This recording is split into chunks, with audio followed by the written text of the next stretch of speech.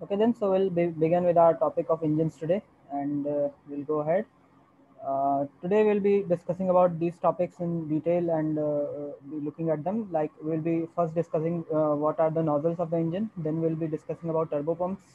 You might not know what turbo pumps are at this stage, but I'll do my best to explain to you that what they are. Then there is a part of the engine which is known as a combustion chamber. We will discuss the specifics of that combustion chamber. We will discuss about the plumbing of the engines. Then we'll also discuss some of the considerations that are associated with these engines, like what is gas expansion and what are the expansion ratios and all of that. And then we'll discuss about some of the combustion instability that our engines encounter, and we have to be very considerate about those instability. Then there is one more problem of cooling the engines. We'll also discuss about this problem. All right. So this session would be quite a technical session where we would be going into the engines completely understanding the mechanics of them. So we'll just begin with this. So on introduction, as you can see that these are some of the pictures of the engines that have been flown or that are in current development so far. So you can see that engines are very complicated parts. And for this photo, you can see this is an F1 rocket engine. F1 rocket engine flew on the Saturn V mission, and this was one of the most powerful rocket engine that has ever flown. And if you look at this photo of this engine, then you will realize that this engine is far bigger than a single human being, and it was almost like one floor tall, and it could have fitted two human beings along its diameter. So it was one of the biggest engines that has ever flown. And there are considerations with how big your engines can be and how powerful your engines can be. So considering those, we can design different sorts of engine. Like here, you can see this is a Merlin engine. Merlin engine is the current type of engines that are used by the SpaceX space company. And here you can see the other engines that are yeah, this is a Raptor engine. Okay, the engine that is being developed by the SpaceX. I will discuss about the workings of this engine also in this session thoroughly. This is the RD series of engine. I think it's RD 170 or something. I can't recall the exact number, but basically this is a Soviet engine. So what's the problem with this? That there was this thing that the bigger engines are basically unstable. They show a lot of combustion instability, which we'll look into. And so the Soviets weren't able to solve that problem with their engines. So they, instead of designing a bigger combustion chamber and a bigger engine, they instead had two combustion chambers which were smaller, and therefore although this engine was approximately not approximately equivalent, but still comparable to the thrust that F1 rocket engine produced, but this had two combustion chambers. So the title of the biggest combustion chamber for any engine was not given to this engine. Instead, it was given to the F1 engine. Okay, so the rocket engines are complicated beasts. They have a lot of piping, and as you can understand, that all of this piping has to be at a very high pressure, because if one of the basic fundamentals of fluid dynamics is that the fluid always flows from the region of higher pressure to the region of lower pressure. All right. So basically, if you don't have higher pressure fluid in your pipes, and you don't have higher pressure fluid inside of your engines, then it won't ever come out of your engine. Okay. So basically, all of the piping, all of the components of the engine have to be made in such a way that it can tolerate very high pressures. And basically some of the instances of pressure inside of a combustion chamber of engine are about 70 bars and 100 bars, and some comparable to 100 bars. So 100 bars is basically 100 times the atmospheric pressure. Okay, because atmospheric pressure is just 1 bar. Okay, so this F1 rocket engine has had one of the lowest chamber pressure of any engine. So it had 70 bars of chamber pressure, which is uh, which is also equivalent to 70 times that of atmospheric pressure. The other engines that are in development and that are in use boasts much more higher chamber pressures, and therefore the designs also have to be made in consideration with that. Okay, now why do we use rocket engines? Like suppose that you have a rocket, and it is so tall. All right, so you have topped off your rocket with liquid helium and liquid hydrogen and liquid oxygen. All right, your fuel and your oxidizer. So as you can understand that gravity would automatically pull down on that oxidizer and fuel, and you don't require a rocket engine basically, right? All of that fuel is basically drained out of the bottom of the rocket. If you have even a hole, if you even have a hole at the bottom of your fuel chamber. All right. So why do we necessarily require a rocket engine for to accomplish that? All right. So basically, there are many problems. The most biggest problem is that you need to have your fuel flowing at a very high velocity, and you need to have your exhaust products excluded at a very high velocity, and that velocity is not achievable by just gravitational potential energy change. And also, if you want to reignite your engine, or suppose that you are in space where there is you are in a free fall condition, so your fuel won't be in a condition to be uh, to exert a gravitational pressure on your lower half of your rocket. All right. So in that case, you cannot restart your engine anyhow. Okay. So that's why you need a rocket engine that actually sucks up the fuel from the fuel tank, and then accelerates it inside of its combustion chamber, and extrudes it from its back at very high velocity. Okay. So that's the need of rocket engines. So basically, what these rocket engines need are we need plumbing. All right, we need lots of plumbing. All of this that are you can see that these are tubes coming out and from engine. So there are various parts of the engine like turbo pump and all of this. There are things that are pre-pressurized, like things pressurized with inert gases like helium, and you need to have all of that connected to seals and all of that. So basically, is a concept that things cannot be mixed, right? You don't want liquid hydrogen and liquid oxygen to mix inside of your engine instead of being mixed in the combustion chamber. If they mix inside of your engine in one of your pipes, then it will burst out and your pipe will explode. Okay, so you don't want that. So therefore, for certain situations, you also require seals and all. So to operate all of these seals, we require high pressured inert gases like helium and argon. So that also requires another set of plumbing for it, and just like this. Okay. So we also need cooling for your engines, because you know that we are actually burning stuff, and burning stuff produces a lot of heat. Okay, so heat will be generated inside of this engine, inside of the combustion chamber, in the bell of the and also in the bell of the engine. Okay. So all of that heat needs to be dissipated, otherwise it will melt your engine, because your engine has to be made from some sort of metal, and most of the metal melt at around 3000 degrees Celsius. Even tungsten melts at around 3000 degrees Celsius.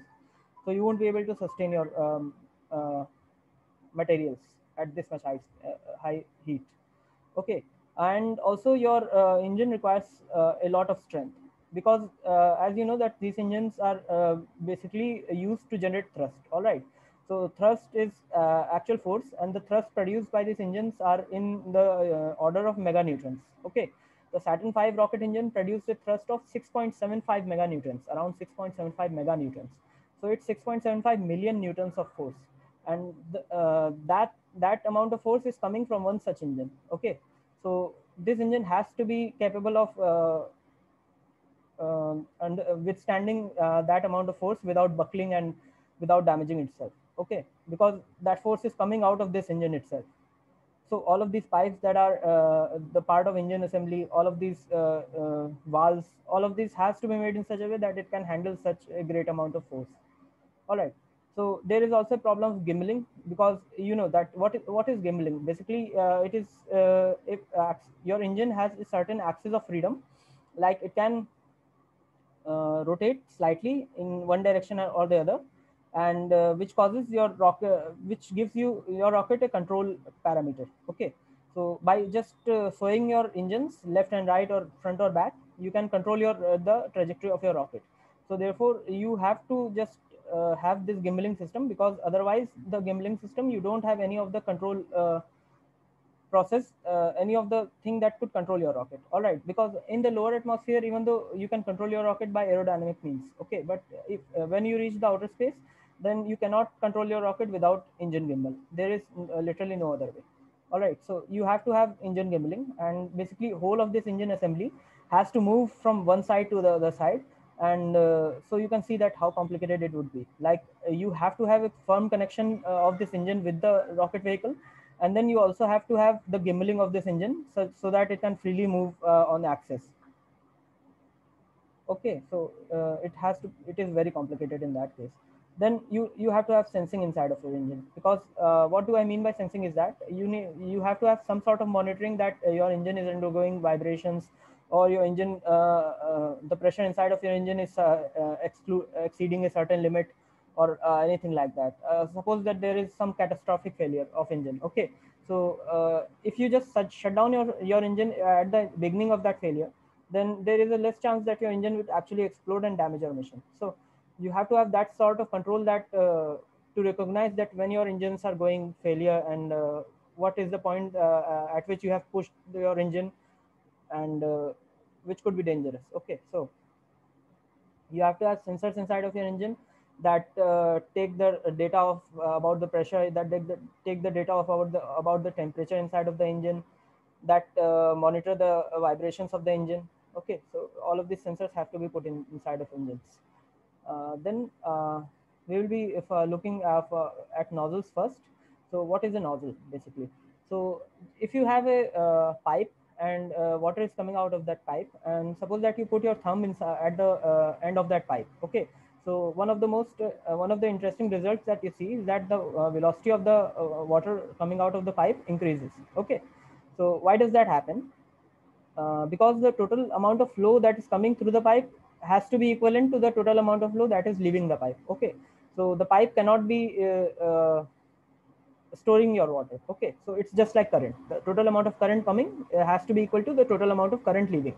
So the total amount of flow is equals to the velocity times the area of the pipe. Okay, so suppose that you have some velocity and you have some bigger area, and now you have put your thumb at the end of your pipe, and you have reduced the area. So it essentially implies that you have increased your velocity. So while putting the your thumb at the end of your pipe, you are basically increasing the velocity of the water coming out of the pipe. Okay, so this is the similar thing that nozzles do. Basically, what they do is exactly what your thumb does. So it reduces the area of the pipe, and this causes the velocity of gases coming out of the pipe to increase. Okay, so basically this is what nozzle do. And this is a special type of nozzle. This is known as a compression decompression nozzle, or CD nozzle, or we also know this by the name of the Laval nozzle. Okay, so this is CD nozzle or de Laval nozzle. So de Laval was a French, I think, machinist who discovered this nozzle. A CD nozzle just means that compression decompression nozzle. Okay, so basically you have a very high pressure low velocity gases that are subsonic in this region. They come in the convergent region, and then you have a throat. Throat is a region where it has to have a velocity of less than 1 Mach.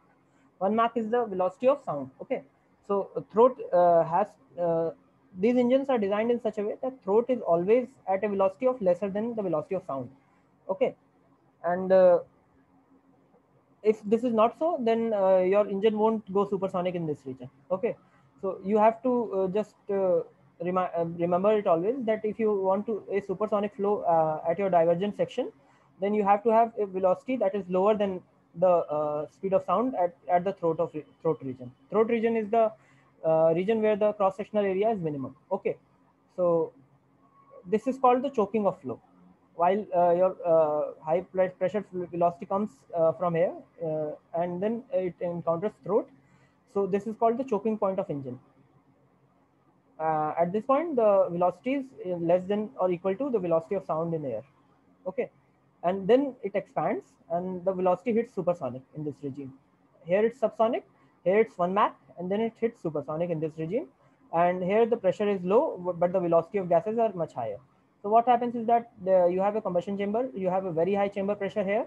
So like see, you can see that this is some of these images have been taken from the YouTube channel, Everyday Astronaut. He is a very good channel, and I have also written about the credits wherever I have taken these images from him. Okay, so as you can see that this is a chamber, combustion chamber, and it has a very high chamber pressure of 270 bars. and the velocity at this point is not much. So it's only 900 meter per second at the throat. So what happens as the nozzle diverges? What happens is that the pressure actually decreases. It decreases to 100 bar and the velocity increases. So pressure eventually decreases even more and the velocity increases. So you can see that the more the engine diverges, the higher the velocity increase that would there would be. Okay. So that's why the ideal scenario is that you should have a very widely diverging nozzle. Okay. Uh, so that you can attain the highest velocity from your gases, so that almost all of the pressure has been converted to the kinetic energy of gases. Okay, but there is a slight problem with this idea. As you can see that if the pressure decreases too much, then there will be a problem that since the outside atmosphere would be at one atmospheric pressure. Okay, so if your pressure of the gases actually decrease less than 1 atmosphere, what will happen is that this outside atmosphere would push inside of your gas into your gases, and then would try to come inside of your engine. Okay, so I'll discuss about it, that what happens. So your nozzle has some of the geometry inside in such a way. So it has to be very strength wise very accurately made. So as you can see, this is the webbing structure of this nozzle, and this helps this nozzle to support itself at these enormous thrusts. And also you can see that there are small holes inside of this nozzle that travel throughout its length. So I will tell you about these holes. These are used for the regenerative cooling phenomena. So when I'll talk about the regenerative cooling, so I'll tell you about that. So basically, yeah, I'll talk about it in some time, after some time. Okay. So now we'll talk about what is gas expansion. So this is what the gas expansion I'm talking about. I told you about. Okay, so you have a combustion chamber. The gases come out of the combustion chamber. Here the pressure is very high, and the pressure gradually reduces. All right. So what happens is that when the gases leave your nozzle and they go out inside of the atmosphere, if they are at the higher pressure with respect to atmosphere, then what will happen? That they will keep on further expanding and pushing against the atmosphere. Okay, but if they are just accurately equal to the atmospheric pressure at that point, then what will happen? The gases won't expand, but just move out in such a way, in a parallel, like in a smooth cylinder. Okay, so this is the most ideal scenario for your engine. Okay, if you are in such a scenario, then your engine would have the highest efficiency. Your engine won't encounter any of the instabilities, any of the vibrations. This would be the ideal scenario for your engine. But as you can see that this is not possible many a times for your engines. Why? Because as the rocket ascends through the atmospheric pressure actually begins to reduce. Okay, so the atmospheric pressure at the ground is actually 1 bar, 1 atmosphere, and as soon as you begin to rise through the atmosphere, the pressure reduces and then eventually goes to zero in space. Okay, so you cannot use one single nozzle for throughout of your journey. All right, because what will happen that if you begin at the surface of the earth with this particular condition, where your expansion is एकदम पूरा ideal expansion वाला case में. Okay, like your gases are at 1 atmospheric pressure and the atmosphere outside is also at 1 atmospheric pressure. So your engine will have maximum efficiency, but as your rocket rises through the atmosphere and the atmosphere outside becomes thinner and thinner, so your gases will become over expanded. You can see that this is an under expanded nozzle. Okay, so this is an under expanded nozzle. So it has what that term means is that this nozzle hasn't been expanded to the extent that it needs to be. Okay, this is an under expanded nozzle, this is a perfectly expanded nozzle, and this is an over expanded nozzle. Okay, so under expanded nozzle meaning that it has to be expanded more so that it becomes ideal. All right, so your nozzle will eventually become under expanded as your rocket rises. And if you just have bigger engines at your ground level, so what will happen is that the outer atmosphere will be at much higher pressure than your gases. So the outer atmosphere will begin to push inside of your engine. Okay, and eventually what will happen is that the outer atmosphere will push so much that your gases will leave contact with your engine boundary and then just separate. So this is called the flow separation. All right. So this happens, and in all of these figures you can see that similar phenomenon happening. This is the ideal expansion, this is the under expansion, and this is over expansion. So basically you term it in the language of engine nozzles. Okay, this is over expanded. Why? Because it has been expanded more, so that the pressure of the gases coming out is much lesser than the outer atmosphere. So it would have been better if it would have been under expanded. All right. So there is a very particular geometry in which the engine nozzles are made. So you can see that this is the particular geometry of the engine nozzle, and it is based upon the simulation, fluid simulation from the so basically you have a part of circle, and then you have a paraboloid, and then there are some deviations through that. So this is the engine geometry that you can see, and it is axially symmetric, so you can rotate it at this axis to complete your engine design. Okay. Any questions up till this point about under expansion, over expansion?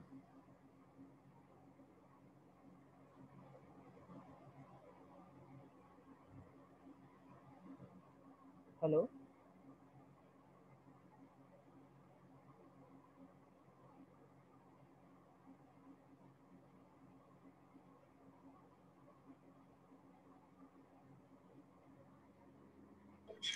Hello. हाँ बोलो। हाँ, अगर अगर ideal case से अलग हो जाएगा, मतलब ओवर एक्सपेंशन या अंडर एक्सपेंशन, तो इससे हमारे मतलब रॉकेट पे क्या फर्क पड़ेगा, मतलब इसका एफिशिएंसी लॉस इफेक्ट क्या होती है, होगा? एफिशिएंसी लॉस होती है। अगर तुम आइडली तुम्हारा जो गैसेज है वो लीव कर रही हैं तुम्हारे रॉकेट को, तो तुम्हारा एफिशिएंसी बहुत ज़्यादा होगी। और अगर ओवर एक्सपेंशन करके निकल रही हैं या फिर अंडर एक्सपेंशन करके निकल रही हैं, तो बेसिकली देखो तुम ऐसे समझने की कोशिश करो ना, लाइक अगर गैसेस इस फॉर्म में निकल रही हैं तो क्या है कि जो टोटल वेलोसिटी इन गैसेस की वो इस डायरेक्शन में, ठीक है, तो they are directly providing thrust for a rocket in this direction, all right, in the opposite direction from which they are exiting the rocket. Okay. लेकिन इस केस में क्या है कि तुम्हारा जो वेलोसिटी वो टोटली इस डायरेक्शन में नहीं है, तुम्हारी वेलोसिटी एक्चुअली इस डायरेक्शन में भी हो जा रही है। क्यों? क्योंकि तुम्हारा इस जगह पे ये जो गैस है, हॉट गैसेस, इनका प्रेशर ज़्यादा है और एटमॉस्फेयर का प्रेशर कम है। ओके, सो हायर प्रेशर से लोअर प्रेशर की तरफ गैसेस का फ्लो करने की टेंडेंसी होती है। तो यहाँ से तो तुम उनको इस फॉर्म में निकाल रहे हो कि वो डायरेक्टली पीछे की तरफ एग्जिट करें, बट यहाँ पे आते आते वो क्या हो रहा है कि वो इस डायरेक्शन में भी थोड़ा सा वेलोसिटी डेवलप कर ले रही है। इसी वजह से तो ओवर एक्सपेंशन हो रहा है ना, क्योंकि इस डायरेक्शन में थोड़ी सी वेलोसिटी है उनके पास। और इस केस में क्या हो रहा है कि क्योंकि तुम्हारा प्रेशर यहाँ पे ज़्यादा और यहाँ पे कम है, तो gas molecules would be developing a velocity in this direction towards the interior part of your stream. Okay, तो इस केस में भी क्या हुआ कि तुम्हारा जो टोटल वेलोसिटी तुम्हारे गैसेस को मिल सकती थी उससे कम मिली, और इस केस में भी जो टोटल वेलोसिटी मिल सकती थी उससे कम मिली। ओके, तो तुम्हें क्या फोकस करना होता है अपने रॉकेट के लिए कि तुम्हारा जितनी भी वेलोसिटी हो टोटली एकदम अपोजिट डायरेक्शन में हो, जिस डायरेक्शन में तुम्हें थ्रस्ट चाहिए उससे। क्योंकि अगर तुम इस डायरेक्शन में वेलोसिटी डेवलप करते हो तो इस डायरेक्शन में भी होगी, और इक्वलेंटली वो एक दूसरे को कैंसिल कर देंगे। तो इन दोनों वेलोसिटी से जो थ्रस्ट डेवलप होगा वो कैंसिल आउट कर देगा एक दूसरे को, and you won't get any net thrust out of this. समझे एफिशिएंसी लॉस कैसे हो रही है आपके? और अगर यहाँ पे थ्रोट पे ही वो सुपरसोनिक हो जाए तो उससे क्या इफेक्ट पड़ेगा? वो मतलब बेसिकली इट्स एरोडायनेमिक फिनोमिनन है वो। अगर तुम थोड़ा वो पढ़ोगे ना कंप्रेसिबल एरोडायनेमिक्स, तब तुमको आइडिया लगेगा कि आखिर क्या होता है। बेसिकली यहाँ पे जो पूरा पूरा thing that is acting is compressible aerodynamics. All right, it's even not incompressible aerodynamics. Okay, which is taught in the course ESO 204. That ESO 204 teaches you incompressible aerodynamics, and for learning compressible aerodynamics you have to do the course AE 311. All right, so जो यहाँ पे चल रहा है वो तुम अभी नहीं समझ पाओगे कि why the throat has to be at subsonic speeds, but this is a perk of incompressible aerodynamics. Yeah, but if someone is wondering about the maths, mostly we just use two equations. Like एक तो generally mass balance होता है, and there is one energy balance of thermodynamics that we use, जो first law हम use करते हैं. So mostly these two equations give a good estimate of what is happening inside a nozzle. So उसी से भी derive की नहीं, entry nozzle के exit की इनसाइड कितनी में तुम velocity थोड़ा वगैरह सा, होनी चाहिए. हाँ ये तो तुम कैलकुलेट कर सकते हो entry exit velocity, but nozzle के इनसाइड में एग्जैक्टली क्या हो रहा है वो जानने के लिए तुमको इनकम्प्रेसिबल एरोडायनेमिक्स के इक्वेशन यूज करने पड़ेंगे, और वो थोड़े से कॉम्प्लिकेटेड होता है, समझ रहे हो? Yeah, fluid and thermo goes together. So हाँ, yes. Because the flow is actually supersonic, supersonic regimes में तुम्हारा फ्लो, तो एक्चुअल में वहाँ पे कंप्रेशन और डिकम्प्रेशन ये सब होता रहता है वहाँ पे अंदर, और शॉक फिनोमिना भी ऑकर करते हैं।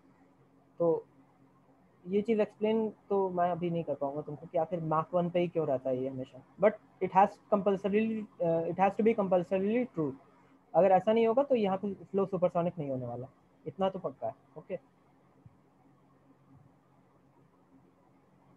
और कोई question?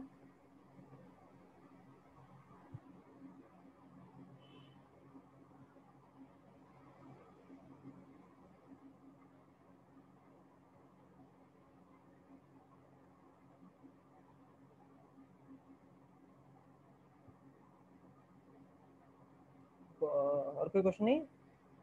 Okay, then I think that we should go ahead.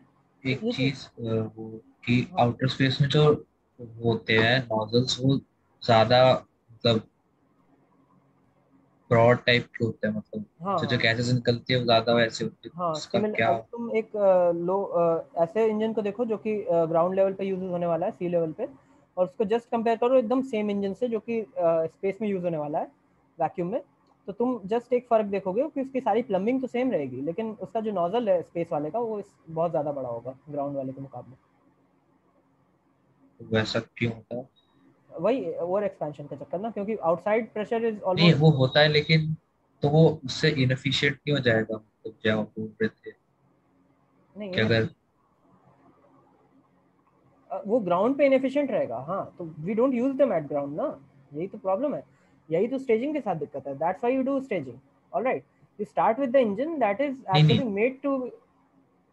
वो ठीक है, मैं कह रहा हूँ कि मतलब स्पेस में एफिशिएंसी कैसे देखते हैं फिर, मतलब अगर देखो, एफिशिएंसी मतलब तुम्हारा इंजन एकदम परफेक्ट कंडीशन में रहेगा अगर वो इस कंडीशन को सेटिस्फाई कर रहा है, आइडियल केस को, ठीक है। Basically your outside pressure has to be equal to your internal gas pressure, the gases coming out of your engine.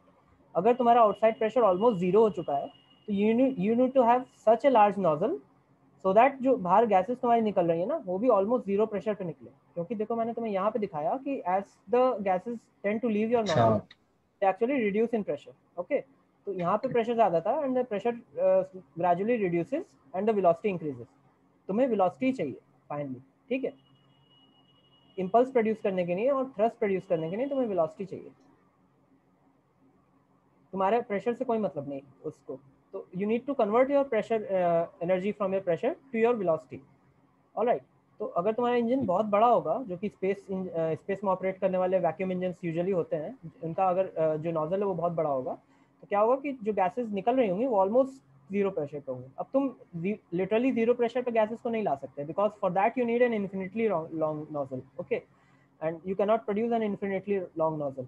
Alright, so हम लोग बस कोशिश करते हैं कि ज़्यादा से ज़्यादा बड़ा नोजल हो जाए जो कि हम लोग फिट कर सकते हैं और मैनेज कर सकते हैं, ठीक है, स्पेस के लिए। सो ऐसे ही अगर तुम जैसे मर्लिन इंजन है जो कि स्पेस एक्स यूज़ करती है, एक बार मैंने अभी यहाँ पे इसका फोटो नहीं डाला, बट तुम वेब पे सर्च करके देखना कि मर्लिन इंजन जो ग्राउंड पे यूज़ होते हैं वो बहुत छोटे होते हैं in comparison to Merlin engine that are used in space. Literally मतलब 5 से 6 गुना बड़ा होता है मर्लिन इंजन स्पेस में यूज़ होने वाला, जबकि वो लिटरली सेम इंजन है दोनों के दोनों, समझ रहे हो? So इस चीज़ का एडवांटेज भी होता है because your engine that are meant to be used at ground are smaller, so you can accommodate more of those engine at ground. Okay, तो ये चीज़ तुम्हारे लिए बेनिफिशियल है ना, because at ground you have to just lift most of your wait.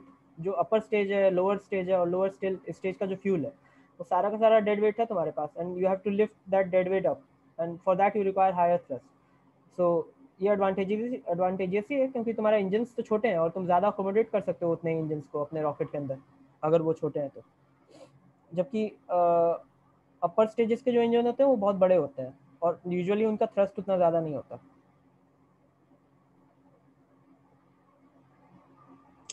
ये आपका, ये जो आपने राइट साइड में इमेज लगाया ग्राफ का, ये एग्जैक्टली मतलब किस तरह से बिल्ड हुआ है?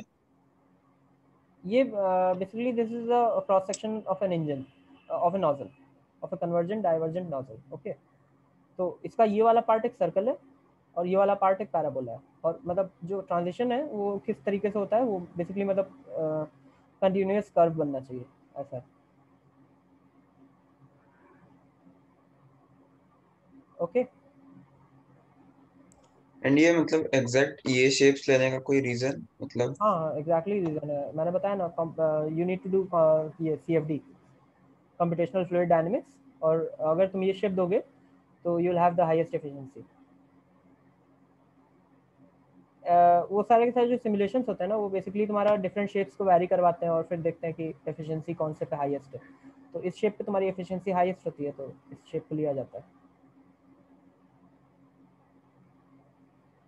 ओके, या बेसिकली तुम्हारा जो एक्सपेंशन का प्रोफाइल है ना, वो तुम्हारा डिक्टेट करती है कि आखिर किस तरीके से तुम्हारा प्रेशर फॉल करने वाला है। ठीक है, तुम बहुत ज़्यादा प्रेशर को फॉल भी नहीं करवा सकते instantaneously, because what will happen is that if you will try to reduce your pressure too quickly, and तुम्हारी गैसेस में उतना वो नहीं है, कोहेशन, अपने आप से कोहेशन इतना नहीं है, तो क्या होगा कि your gases will begin to leave your nozzle surface. मतलब यहाँ से जैसे आ रही है ना गैसेस, तो they will begin to separate out from your nozzle. तो तुम बहुत तेजी से उनको एक्सपैंड भी नहीं कर सकते, तुम्हें इस तरीके से एक्सपैंड करना होगा कि वो एकदम ही से तुम्हारे नोजल के साथ वो रहे, चिपकी रहे ऑलमोस्ट। ठीक है, अभी तुम लोग जैसे ISO 204 पढ़ोगे तो तुम लोग इस चीज़ में उसमें पता करोगे कि फ्लो सेपरेशन क्या होता है। ठीक है, तो वो सब चीज़ें रहती हैं इसके साथ, because these are essentially gaseous flows that is happening. तो रॉकेट नोजल के अंदर भी वो सभी होता है। ठीक है, अभी मैं थोड़ा सा फ्लो सेपरेशन के बारे में आगे भी मेरी स्लाइड में है, तो मैं उसमें बात करता हूँ। ठीक है, now I will be talking about what are turbo pumps. So basically turbo pumps are these pumps which are used to pressurize your gases to push them inside of the combustion chamber, so that they start to burn, uh, and then leave the nozzle from the backside. Okay, so turbo pumps basically utilize turbines. This is a turbine, this is the inside of a turbo pump, and this is a turbine. So what happens is that this turbine spins and then compresses your gas while it's spinning. Okay, so here I have a video about what exactly how a turbo pump is made. So I'll start this video. Okay, कोई अगर problem हो सुनने में देखने में तो बताना। Okay,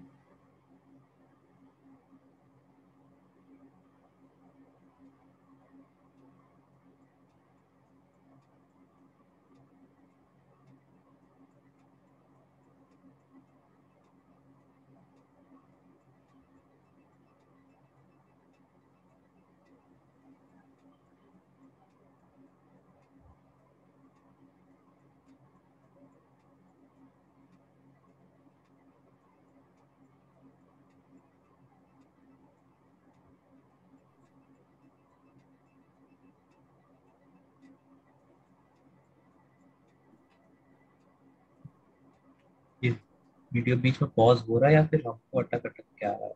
हाँ नहीं, पॉज तो नहीं हो रहा है, तुमको अटक अटक के आ रहा होगा आई गेस। अरे मुबशर ऐसा कर की पॉइंट्स पे रुक जा, वहां से बता दे। हाँ हाँ हाँ, ठीक है। तो बेसिकली तुम लोगों को अभी देखने को मिला होगा लाइक इसके अंदर कितने सारे बोल्ट्स और नट्स को ज्वाइन किया गया। ठीक है, तो बेसिक वो यही इस कंसिडरेशन से ही ज्वाइन किया गया, क्योंकि जो टर्बो पंप होते हैं वो बहुत ही हाई प्रेशर विथस्टैंड करने के लिए बनाए जाते हैं। तो उतना हाई प्रेशर को विथस्टैंड कर पाई, इस वजह से एकदम अच्छे से मतलब बहुत स्टडी बनाया जाता है इसको, बोल्ट्स वगैरह इसके अंदर बहुत बड़े बड़े डलते हैं। ठीक है, तो आई गेस मतलब मैंने स्लाइड तो शेयर कर ही दी है, इस वीडियो को तुम लोग एक बार देख लेना। तो मैं एग्जैक्टली अभी टर्बो पंप्स का एग्जैक्ट मैकेनिज्म्स भी देखूंगा आगे और थोड़ा सा, but this is what a turbo pump is. Essentially it's just a pump that is used to pressurize your gases. Okay, तो मतलब तुम्हारे पास लो पावर्ड गैसेस रहेंगी एक तरफ से, जो कि engine fuel pump fuel tank में से आ रही होंगी, और तुम्हारा टर्बो पंप टर्बाइंस को यूज करके या फिर ब्लेड्स को यूज करके उसको प्रेशराइज करने की कोशिश करेगा। ठीक है, ये टोटल काम होता है टर्बो पंप का। अब इस टर्बो पंप को रन करने के लिए एनर्जी कहाँ से आएगी, ये एक बहुत ही इंटरेस्टिंग फिनोमिनन है, और ये चीज़ अभी हम लोग आगे में डिस्कस करेंगे। ओके, मतलब बेसिकली अगर तुम्हें कोई चीज़ स्पिन करनी है तो तुम्हें उसके साथ मोटर अटैच करनी पड़ेगी, तुम ऐसे सोचोगे, ठीक है। तो अब उस मोटर को वर्क करने के लिए तुम्हें कुछ पावर चाहिए। अब इतना ढेर सारा फ्यूल अगर तुम्हारा टर्बो पंप कर रहा है तो तुम्हें पावर तो बहुत ज़्यादा चाहिए होगी ना इस टर्बो पंप को चलाने के लिए। तो how does that power actually comes, क्योंकि रॉकेट के अंदर अगर तुम मतलब चाहते हो कि तुम फ्यूल बाहर फेंक पाओ and so how does the power for a turbo pump comes actually? So you cannot have batteries aboard your rocket, right? So that to run your turbo pumps with motors. All right. So ये किस तरीके से काम करता है, ये चीज़ हम लोग अभी थोड़ा समय में डिस्कस करते हैं, ओके। और अभी फिलहाल तो मैं तुम्हें कंबशन चेम्बर्स के बारे में थोड़ा और बता देता हूँ। Like this is the inside of A combustion chamber, और इसको काफ़ी ज़्यादा स्टडी बनाना होगा, ये तो तुम लोग समझ ही रहे हो, because the point of highest pressure is the combustion chamber only. इस जगह पे सबसे ज़्यादा प्रेशर एक्यूमुलेट होता है ऑफ सारे के सारे पार्ट्स में से। ऑलराइट, सो कंबशन चेम्बर के में दो पार्टी होंगे, एक पिंटाल इंजेक्टर और एक उसकी केसिंग। बहुत सिंपल होगा ये चीज़, ठीक है। तो this is called a pintle injector. In this image you can also see the pintle injector at the top. So basically what happens is that your fuel comes in pipes and उसको तुम्हें atomise करना होता है, छोटी छोटी droplets में change करना होता है, और वो चीज़ करने के लिए पिंटल इंजेक्टर होता है। मैं तुम्हें पहले भी इस चीज़ के बारे में बता चुका हूँ, ओके। तो पिंटल इंजेक्टर में से तुम्हारा फ्यूल एटोमाइज होता है और मिक्स होता है, ऑलराइट। तो पिंटल इंजेक्टर का जो कंस्ट्रक्शन होता है वो थोड़ा इस तरीके से होता है, लाइक एक फ्यूल आता है, एक पाइप आएगा और वो सारे के सारे छोटे छोटे होल्स में से फ्यूल को डिस्ट्रीब्यूट करेगा, ऑलराइट। सो ये सैटर्न 5 F1 रॉकेट का पिंटल इंजेक्टर है जो तुम लोग देख सकते हो, और इसके अंदर तुम लोग देख पाओगे कि they have smaller sections, alright. So this were just meant to reduce the instability issue, because अगर तुम इतना बड़ा सा पिंटल इंजेक्टर पूरा बना दोगे और उसके अंदर ये सेगमेंट्स नहीं होंगे ना, तो काफ़ी ज़्यादा फ्लो इंस्टेबिलिटी कॉज करना चालू कर देगा वो। तो इसके बारे में भी तुम लोग देखोगे कि आखिर इतना ये करने की कोशिश करनी क्यों पड़ी इन लोगों को। पिंटल इंजेक्टर में बेसिकली होल्स होते हैं बहुत ढेर सारे, और जो ऑक्सीडाइजर और फ्यूल के होल्स होते हैं वो एक दूसरे के एडजेसेंट होते हैं। मतलब ऐसा नहीं है कि ये वाला पार्ट ऑक्सीडाइजर फेंक रहा है और ये वाला पार्ट फ्यूल फेंक रहा है। ऐसा होगा कि जो होल होगा उसमें एक होल होगा मान लो फ्यूल का, तो उसके बगल वाला होल होगा ऑक्सीडाइजर का, ओके। तो इसको इस तरीके से इंजीनियर किया जाता है, ऑलराइट। तो और तुम्हारा क्या कहता है, दूसरा चीज़ होती है तुम्हारा कंबशन चेम्बर की लेंथ का, ठीक है। तो बेसिकली क्या है कि अगर तुम्हारा जो थ्रोट डायमीटर है वो ज़्यादा है तो तुम्हें चेम्बर लेंथ भी ज़्यादा चाहिए। क्यों? क्योंकि तुम्हारा जो कंबशन होता है, यहाँ पे कंबशन चालू होता है, एंड बाय जब तक वो इस पॉइंट पे रीच करे तब तक तुम्हारा कंबशन कंप्लीट हो जाना चाहिए। समझ रहे हो ना ये चीज़? तो लाइक अगर यहाँ पे कुछ गैसेस हैं, फ्यूल एंड ऑक्सीजन, और वो गैसेस तुम्हारा आगे की तरफ पुश हो रही हैं और वो कम्प्लीटली बर्न नहीं हुई है, फ्यूल बचा हुआ है, तो इस पॉइंट के बाद तो कंबशन नहीं होने वाला, क्योंकि इस पॉइंट रिजिम में जो फ्लो है तुम्हारा वो सुपरसोनिक हो जाएगा, ठीक है। तो तुम्हें सारा का सारा फ्यूल को ऑलमोस्ट इस पोजीशन तक बर्न करना है। तो इस वजह से तुम्हारे जो कंबशन चेम्बर होता है तुम्हें उसमें एक थोड़ी सी लेंथ चाहिए होती है, और वो length is like related to the throat diameter. तुम्हारा थ्रोट डायमीटर जितना जितना ज़्यादा है तुम्हें चेम्बर लेंथ भी उतनी ज़्यादा चाहिए होगी, alright. So basically this is the injector, fuel and oxidizer comes in, starts to burn, and then keeps on burning through the whole length of combustion chamber, and then it encounters the throat, which is the region where the flow is lower than the uh, velocity of sound in air, subsonic basically, and then it starts to diverge again inside of the diverging region, where it just gains velocity and reduces itself in pressure, all right। So ये पूरा dynamics है combustion chamber के अंदर का। Any questions?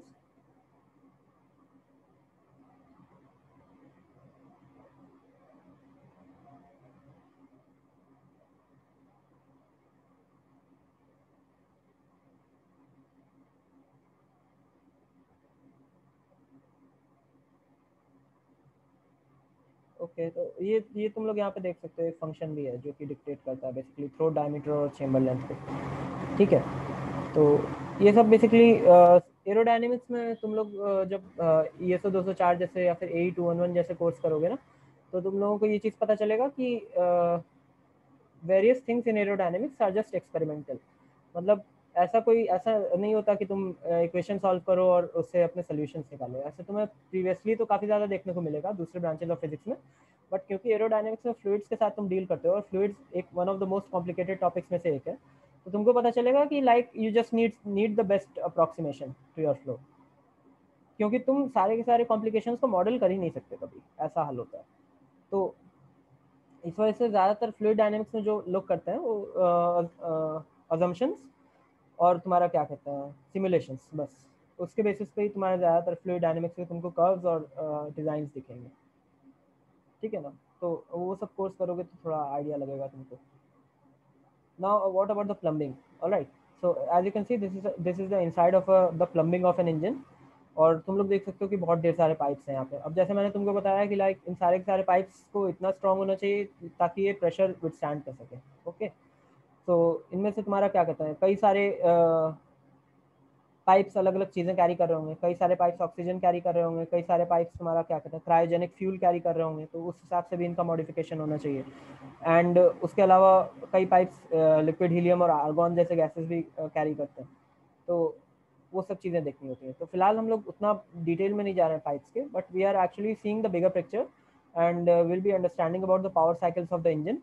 So basically this is the main about the main piping of plumbing of the engine, कि आखिर तुम किस तरीके से प्लम करो और तुम किस तरीके से एनर्जी एक्सट्रैक्ट करते हो अपने इंजन से, ठीक है। तो आई मूव अहेड। सो सबसे सिंपल डिज़ाइन क्या हो सकता है कि तुम खाली एक प्रेशर वेसल लो और उसको वेंट आउट कर दो अपने उसमें से, ठीक है, क्या कहते हैं अपने नॉजल में से। लाइक अगर तुम एक कोका कोला की बोतल लो और उसको एकदम हिलाना चालू कर दो और उसका जस्ट कैप खोल दोगे ना, क्या होगा कि अंदर का सारे के सारे प्रेशर की वजह से तुम्हारा सारा कोका कोला बाहर आना चालू हो जाएगा। So it is similar to the pressure fed design. Pressure fed design में भी एग्जैक्टली यही होता है कि क्या होता है कि तुम्हारे पास एक गैस टैंक होता है इनर्ट गैस का, ठीक है। गैस टैंक में लिक्विड हीलियम या फिर लिक्विड आर्गॉन या फिर कोई भी गैस भरी होगी एकदम बहुत ही हाई प्रेशर पे, और ये गैस टैंक बहुत ही स्ट्रांग होना चाहिए उसको विथस्टैंड करने के लिए। अब तुम्हारे पास होता है एक valve and then you just open this valve. So what happens is that ये जो higher pressure gas है ये starts to flow inside of this pipe, okay, and then this pipe just splits into two, and then one part goes into the oxidizer tank and pushes against the oxidizer such that the oxidizer is pushed inside of the engine, all right, and the other part goes inside of the fuel tank and pushes against the fuel such that the fuel starts to go inside of the engine. So as you can see, this is the most simple design that is possible. You need a highly pressurized gas tank so that your oxidizer and fuel is pushed inside of the engine, and where it combusts and becomes exhaust, okay. So ये तो मतलब बहुत simple है, इसमें तुम्हें कुछ समझने की जरूरत ही नहीं है। इससे लिटरली सिंपल डिजाइन बस इतना होता कि तुम्हारे पास एक हायर प्रेशर वेसल है जिससे तुमने डायरेक्टली नोजल को अटैच कर दिया, ठीक है, but you can't do that. what you want is actually chemical changes from your fuel contribute to your energy of your exhaust, okay. So that's why you need to have oxidizer and fuel. Otherwise there are things like monopropellant engines, we have told you about them and how do they work. So what do they basically do is that they have a higher pressure region and they just flow inside of a lower pressure region, and they are basically very simple type of fuel tank engines, all right. So we'll move ahead with the first type of complicated engine. So this is the gas generator cycle engine, all right. So ये सबसे पहला engine है जो complicated engine जो कि तुम encounter करोगे, ठीक है। सो अब मैंने तुमको बताया था that you need to have a turbo pump. तो ये वो जो टर्बो पंप जो था वो तुम्हारे टर्बो पंप की एक एक्सेस है, शाफ्ट, ओके। सो अब मान लो तुम्हारे पास एक फ्यूल पंप है और एक ऑक्सीडाइजर पंप है जो कि ऑक्सीडाइजर को लेकर कंप्रेस कर रहा है और फ्यूल को लेकर कंप्रेस कर रहा है। So you need to rotate this fuel pumps and oxidizer pump, ठीक है। इनको तुमको एनर्जी देनी पड़ेगी। अब ये एनर्जी आएगी कहाँ से आखिर? एक तो मैंने तुम्हें ऑप्शन बताया like just attach a battery and a motor to your engine and then it will provide power to your engine through just electrical means, ठीक है।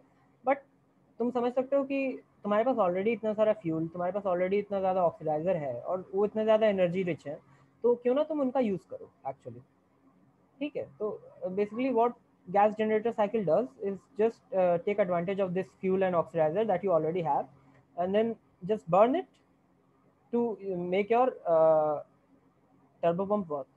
So तुम बस टर्बो पंप को किसी तरीके से स्टार्ट कर देते हो, इसके स्टार्टिंग मैकेनिज्म्स होते हैं अलग से, but once it has been started तो क्या होता है कि ऑक्सीडाइजर पंप तुम्हारा ऑक्सीडाइजर अंदर खींचेगा, it will pressurize it and then it will divert some of the oxygen to a pre-burner, and similarly the fuel will be pulled from the fuel tank by the fuel pump.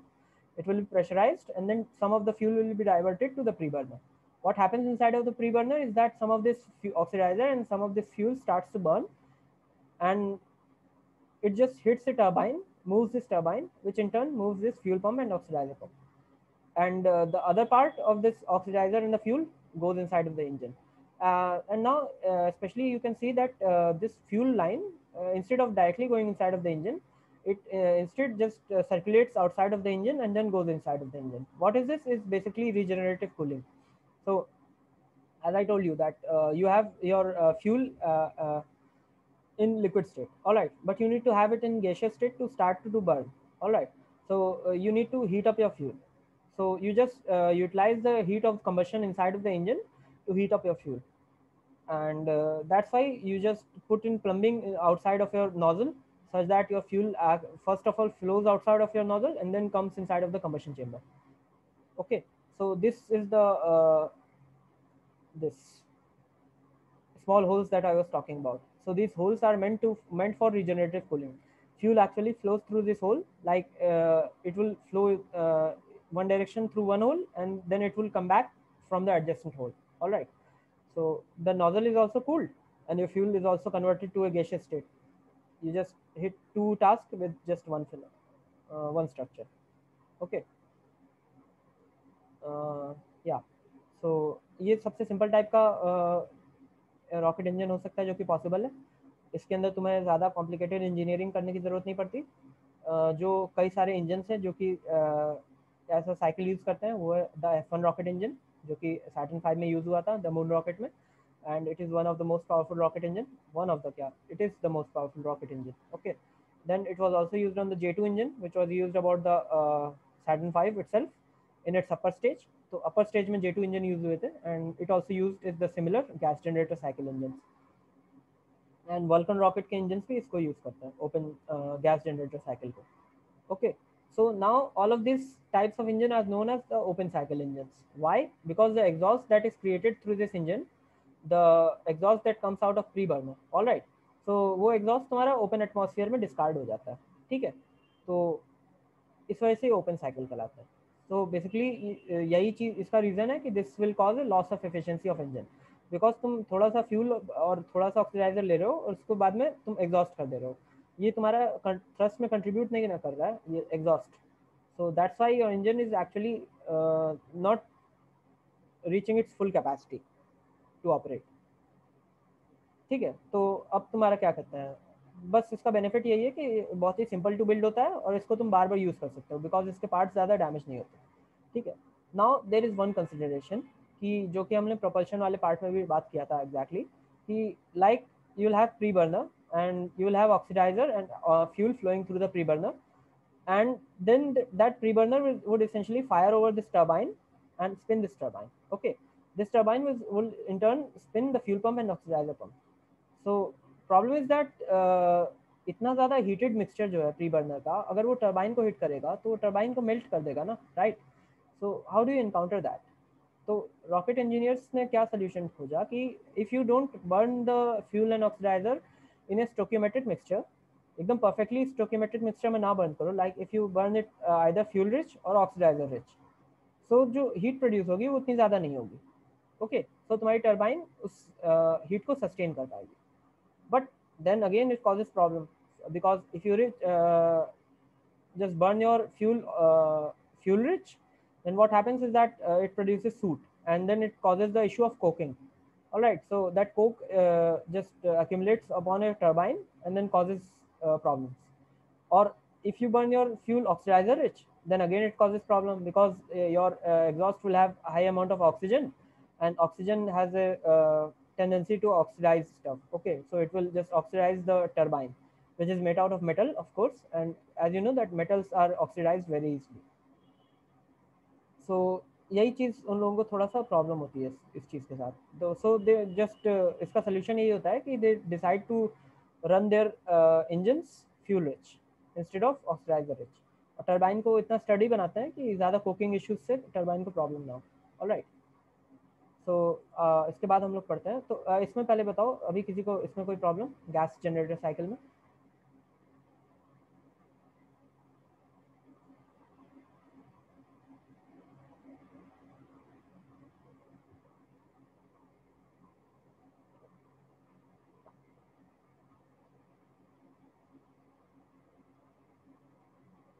Hello, hello.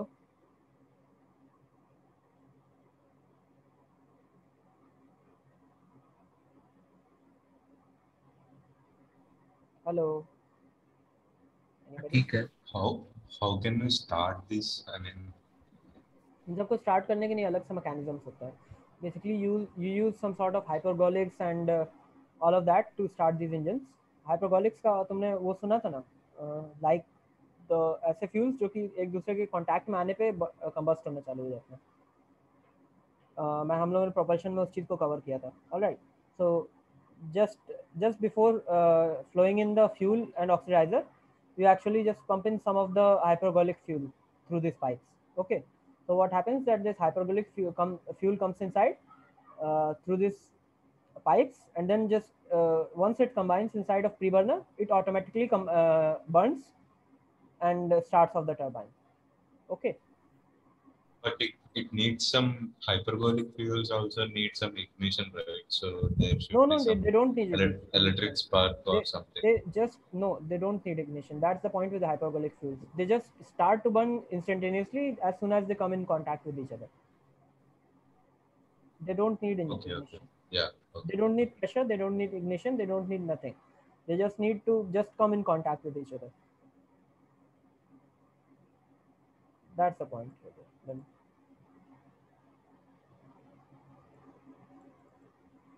okay, so the problem with making your engine oxidizer rich is that जो oxygen होती है, if it's heated और ionised form में है, okay, सो वो जैसे ही तुम्हारे metal को हिट करेगी तो उसको ऑक्सीडाइज करना चालू कर देगी. ये चीज़ पता है ना तुमको, that oxygen oxidises of course because it's in the name. तो ऑक्सीडाइजिंग का एक और दूसरा नाम होता है रस्टिंग वगैरह. ठीक है, तो रस्टिंग तो एक बहुत ही स्लो प्रोसेस है, but metals have the tendency to become oxidised.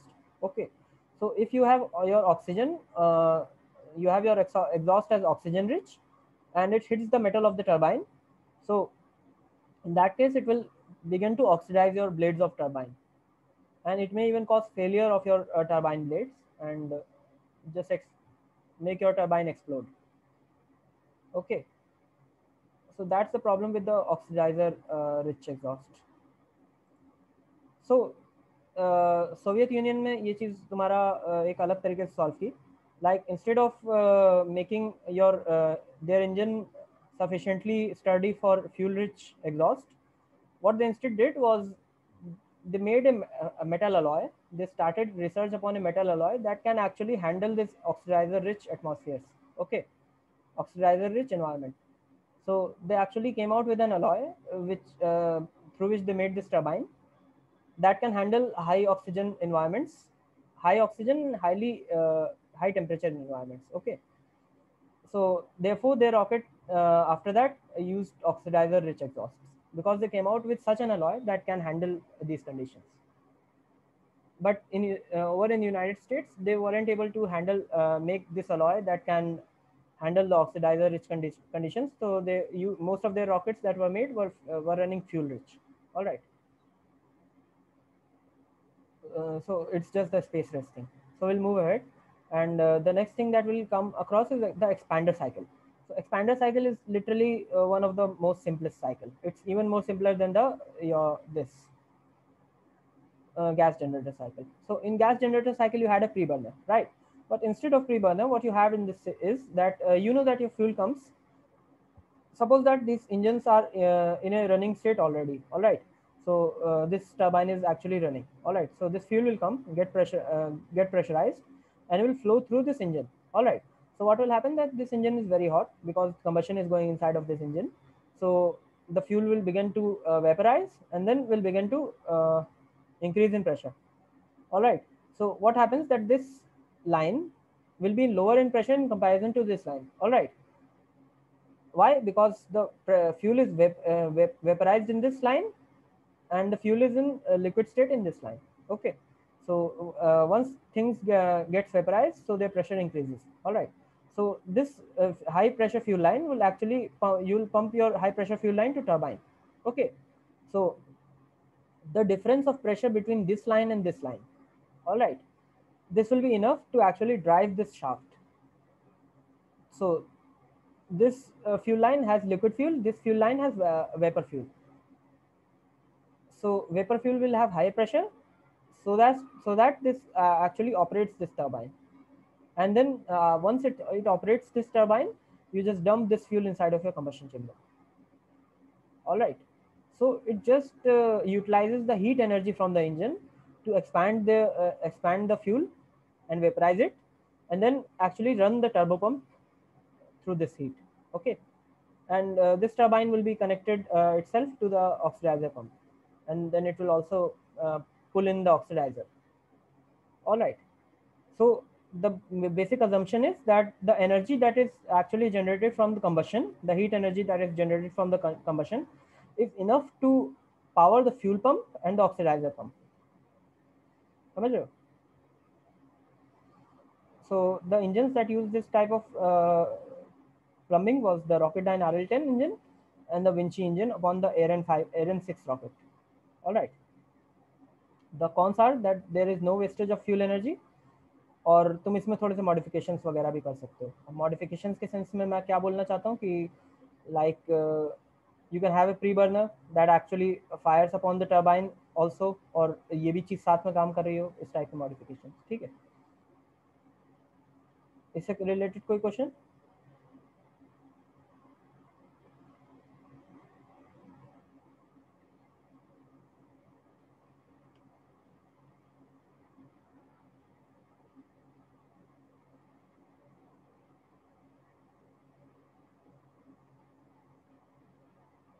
कुछ नहीं है क्या? ठीक है, मैं आगे बढ़ता हूँ. Okay, so now we'll go ahead with staged combustion. So now we are getting more complicated and more modern. So staged combustion is one of the more recent design, and it's used about the RS-25 space shuttle engine and the RD-253 Proton engine. There are also more engine examples that actually utilize this design. So now I'll explain to you that how the staged combustion works. So please listen carefully, because you won't understand the actual plumbing of it without me explaining it. All right. So what happens is that fuel comes in. Just assume that the turbo pump is already running. Okay. So fuel comes in, it gets pressurized, and then it starts to feed into the cooling system. All right, regeneratively cooling system. Okay. So after it's cooled, then it's vaporized, then it comes back to the pre-burner. So basically, what happens that all of the fuel is dumped inside of pre-burner. Now you can see that there is literally no fuel going inside of the combustion chamber still. All right. And the oxidizer pump also runs. It sends in the oxygen at higher pressure, and then it diverts some of the oxygen and whole of the oxygen inside of the combustion chamber. Okay. Some of the oxygen is diverted to the pre-burner. So what happens is that you have whole of the fuel and some of the oxygen that's coming inside of the pre-burner. Okay. So what will happen that this fuel won't burn completely. All right. So it will just burn slightly, and then you will have just fuel rich gas that will just be pumped inside of the turbine. And then because it is still fuel rich, then you can just dump this fuel rich exhaust inside of the combustion chamber. Then it will burn with the rest of oxygen, and it will produce the combustion inside of the combustion chamber. All right. So basically there is some benefits to this design, and this has the flaw of that there is essentially fuel rich exhaust that is being just put into upon the turbine, so it will cause poking and sooting, and then it's dumped inside of the combustion chamber.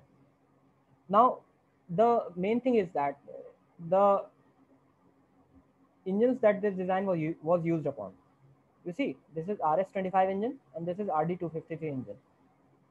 RS-25 was a hydrogen-based engine, hydrogen and liquid oxygen-based engine. So there couldn't have been any coking issue with liquid hydrogen. So this engine was basically ideal for this. This type of design was basically ideal for this type of engine. Okay, for RS-25. What happens is that hydrogen comes in, hydrogen expands in this regenerative cooling chamber. It goes to the pre-burner, and then it doesn't completely burns. Instead, you will have fuel-rich gas where you will have fuel. You will have you won't have oxidizer. The oxidizer would have completely reacted, and you will have the exhaust product. Okay, so you will have water vapor. So you will have hydrogen and water vapor just put on the turbine. All right, and that will just spin this turbine and then power this turbo pump, and then all of the remaining hydrogen and water vapor would be dumped inside of the combustion chamber again. All right. So for hydrogen and oxygen based rocket, fuel rich exhaust doesn't cause any problem. It doesn't cause coking and all of this stuff. All right. So मतलब अभी तुम लोगों को ये चीज थोड़ा समझ में आया? एक मिनट, सब लोग सुन रहे हो ना? हेलो हेलो हेलो हाँ, तो अभी तुम लोगों को ये चीज समझ में आया, लाइक इन सब इंजन का पर्टिकुलरली यूज कैसे था? मतलब जैसे RS-25 था, तो it was using hydrogen. Okay, so hydrogen तुम्हारा कोकिंग प्रॉब्लम कॉज ही नहीं कर सकती, इस वजह से तुम स्टेज कंबशन यूज कर रहे थे उसके साथ. ठीक है, लेकिन जब तुमने Saturn 5 यूज किया, ठीक है, Saturn 5 क्या यूज कर रहा था? Saturn 5 was using RP1. RP1 is kerosene, refined kerosene. ठीक है, तो तुम उसके अंदर वो चीज़ कर ही नहीं सकते थे, एग्जॉस्ट फ्यूल रिच एग्जॉस्ट वाला चीज़, क्योंकि तुम्हारा क्या कहते हैं, तुम वापस से इस एग्जॉस्ट में तुम्हारा जो कुकिंग होगी वो इतनी ज़्यादा होगी ना कि तुम इसे वापस से वो नहीं कर पाओगे अपने इंजन के अंदर डंप. सो F1 इंजन जो यूज़ कर रहे थे गैस जनरेटर साइकिल को, वो इसी वजह से यूज़ कर रहे थे because they were using liquid kerosene and oxygen. ठीक है, जबकि जो RS-25 था it was using hydrogen and oxygen as a fuel. So तुम्हारा क्या कहते हैं, ये आराम से स्टेज कंबशन साइकिल यूटिलाइज कर सकता था because the exhaust product was basically hydrogen and water vapour only, जो कि कोई प्रॉब्लम कॉज नहीं करते. ठीक है ना? Any questions?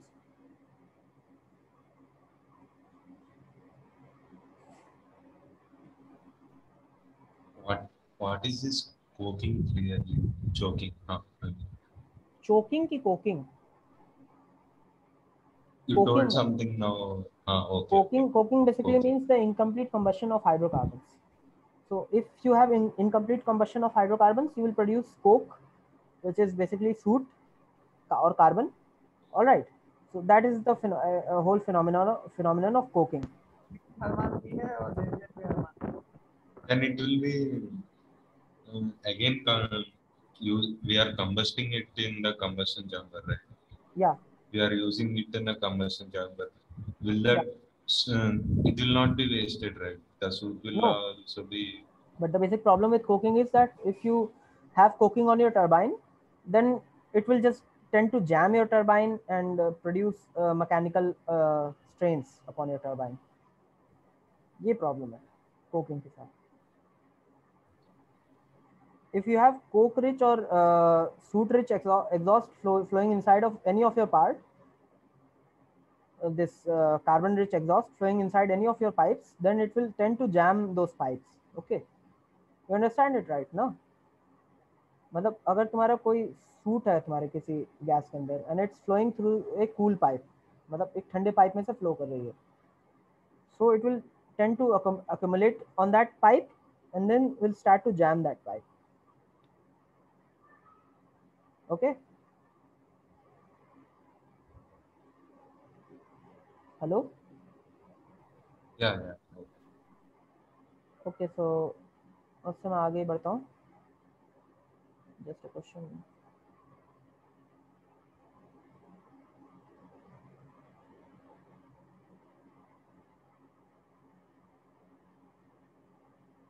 टरबाइन से जो हाइड्रोजन और वेपराइज्ड ऑक्सीजन निकला उसको कंबशन चेंबर में डालने का क्या बेनिफिट है? अच्छा, नहीं तो बेनिफिट तो है ही, because all of your fuel is literally flowing inside of the pre burner.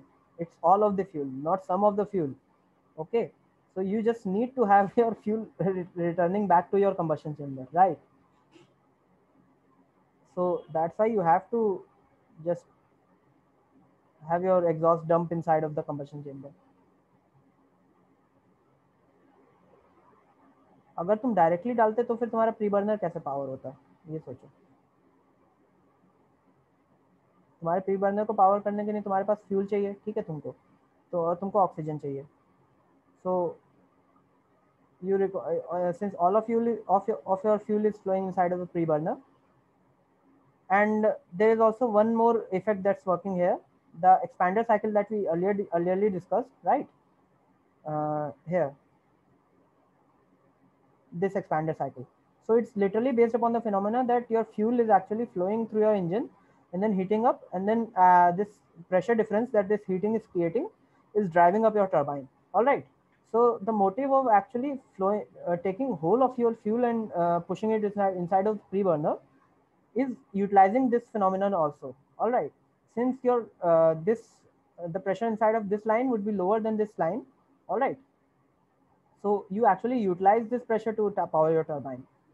So on the one hand, you get the power from that expander cycle process, and then you also get the power from the gas generator cycle process. All right. मतलब expander cycle में देखो क्या हुआ था, तुम्हारा पूरा पूरा fuel उठा के तुम्हारा एक्सपैंडर्स में इसमें से फ्लो करके इंजन में से और फिर टरबाइन पे डंप हो रहा था, ठीक है। और गैस जनरेटर में क्या हो रहा था, तुम्हारा क्या कहते हैं, ये देखो, only some of the fuel powered the pre-burner and then the exhaust was just तुम्हारा क्या कहते हैं, neglected. Okay, but ये क्या है, उन दोनों का मिक्स है, समझ लो कि तुम्हारा जो फ्यूल है वो इंजन में से फ्लो कर रहा है, रिजेनरेटिवली कूल हो रहा है, प्रेशर में इंक्रीज हो रहा है, and then it's flowing inside of the pre burner, and there is also combustion going inside of the pre burner. So you just utilize two of the effects and then get even more power out of your engine. Okay, तो वही चीज़ exactly कि आखिर तुम fuel को यहाँ से pump क्यों कर रहे हो अपने इंजन में से, उसका जवाब ये चीज़. And this can be opposite also. So stage combustion can be both ways, working both ways.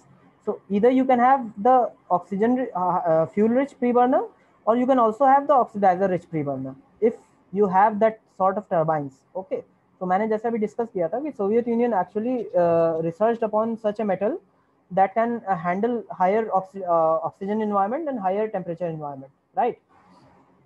So अगर तुम वैसे alloys use कर रहे हो अपने turbine में, then you can also have your pre-burner to be oxidizer rich. और basically मतलब तुम समझ लो कि पूरा तुम oxidizer और fuel का pumping को बदल लोगे, एकदम literally change.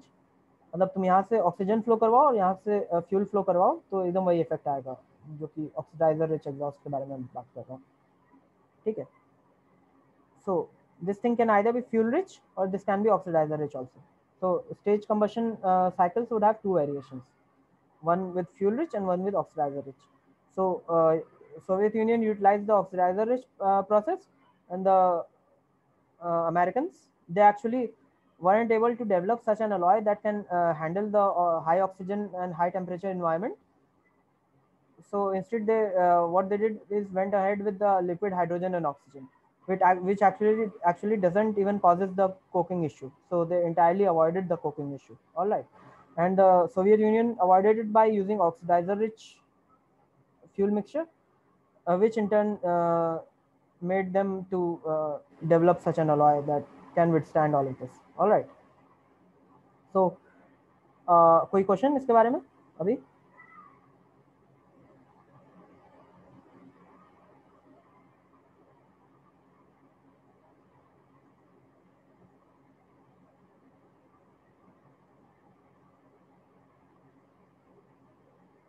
Question? Okay, so I'll move ahead. So now we had the staged combustion cycle. Now we'll be discussing about the full flow staged combustion cycle. So this is a very modern combustion cycle, and it has been only tried thrice till date. Okay, so it was once tried upon the RD-270 engine, which would never have, which didn't flew ever. Okay, and then recently it's being tried on the Raptor engine, which is being developed by the SpaceX. All right, and it's even not flown till date. It is still in development. Okay, so basically, as you can understand that none of the full flow staged combustion cycle engine have ever flown or left the lower Earth orbit. All right, so that's the novelty of this technology actually. Okay, so basically what's the problem with full flow staged combustion cycle is that this is one of the most complicated engine cycle that has that can ever be conceived. All right, so for once it actually offers you very high advantage in terms of efficiency, but it is very complicated to manufacture. All right, so basically तुम्हारा क्या कहते हैं, इसका सारे सारे advantage होते हैं combustion stage combustion के, बट एफिशिएंसी और बढ़ जाती है इससे, ठीक है। So now I tell you that how this works. समझ लो जैसे कि तुम्हारे पास ये ऑक्सीडाइजर और फ्यूल है, okay. So now for this type of combustion cycle what you need to have is two shafts. Instead of one shaft, you will have two shafts. All right. So fuel will flow through one shaft, and then it will be pressurized through one of the turbine. All right, and then it will be pumped here, and literally all of the fuel and some of the oxidizer will come, and then power a fuel-rich pre-burner. All right, and then it will go inside of this engine. And on the other hand, what happens here is that all of the oxygen and some of the fuel comes in and powers an oxidizer rich pre-burner, and then this oxidizer rich mixture is pushed inside of the engine. All right, so you see that this engine is much more complicated than all of the earlier engines. It has much more plumbing and all of that. So ये engine बहुत ही easy to sustain होता है basically, तो इस वजह से इसको हम लोग बनाते हैं। मतलब जो इंजीनियरिंग डिफिकल्टी है इस इंजन को बनाने की, that's very difficult, but actually reusing this engine again and again is very easy. Basically मामला क्या है ना, पूरा लाइक रुको मैं बताता हूँ तुमको। राइट है, अगर तुम इस चीज़ को देखने की कोशिश करो स्टेज कंबशन साइकिल में, तो what is happening is that oxidizer and fuel are both on a single shaft. All right, so what happens is that अगर मान लो तुम्हारा ऑक्सीडाइजर थोड़ा सा लीक होना चालू हो जाए इस शाफ्ट पे से, because as you know that shaft is only a rod of metal, all right, and things can easily just adhere to the metal and then leak through some of the bearings, all right, मतलब leakage possible है engine में। तो अगर थोड़ा सा oxidiser leak हो जाए and fuel pump में रीच कर जाए तो क्या होगा कि actually it will cause an explosion. all right, so because they are literally using the same shaft, so there is much higher possibility of things exploding. So to prevent that, you actually have a very integrated system of valves and all of the other checks in place, so that none of the oxidizer actually creeps inside of the fuel side and actually causes explosion. So this situation is entirely avoided in this scenario. You don't require any of this sealing and all of this thing. Instead, because you are having two separate shafts, so this issue never comes in. Suppose this is oxygen and this leaks inside of the oxidizer rich exhaust, okay, so there is literally no problem. Oxygen leaking inside of the oxidizer rich exhaust is will not cause any explosion, so that's no problem. And fuel leaking inside of the fuel rich exhaust again will cause no problem. All right, so it's simple in terms of this achieving this leakage problems and just encountering all of these leakage problems. But the thing is that for this engine to be manufactured, the technology has to be in such a level that you can you can just make your turbine in such a way that it can handle the oxidizer rich exhaust and fuel rich exhausts, and in both of their respective compartments. Okay, Sanjay, कोई question अभी? There will be coking issue and also Yeah. corrosion issues with the oxygen. हाँ exactly, सो तुम्हारी technology को इतना powerful होना पड़ेगा पहले इस इंजन के कंसीव होने से पहले कि तुम इन दोनों इशू को हैंडल कर पाओ, ये बात है basically.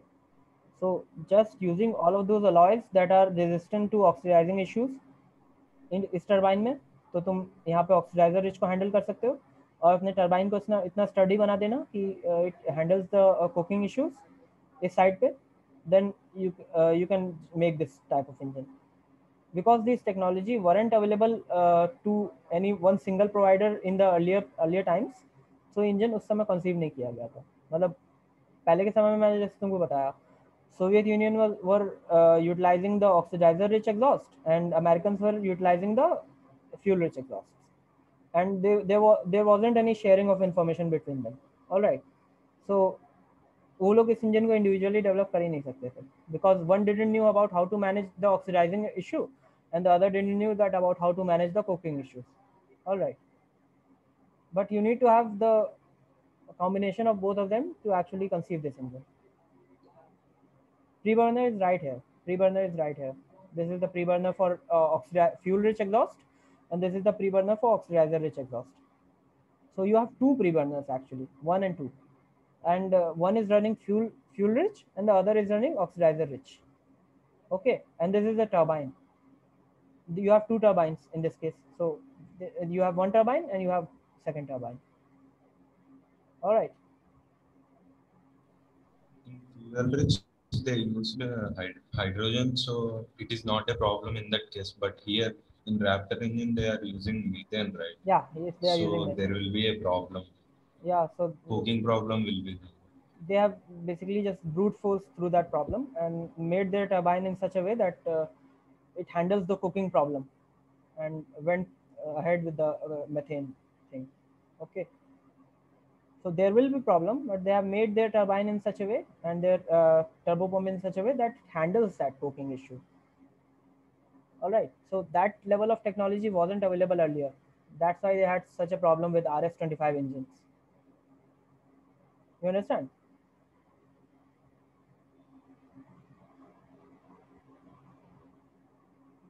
Hello? Yeah. Okay.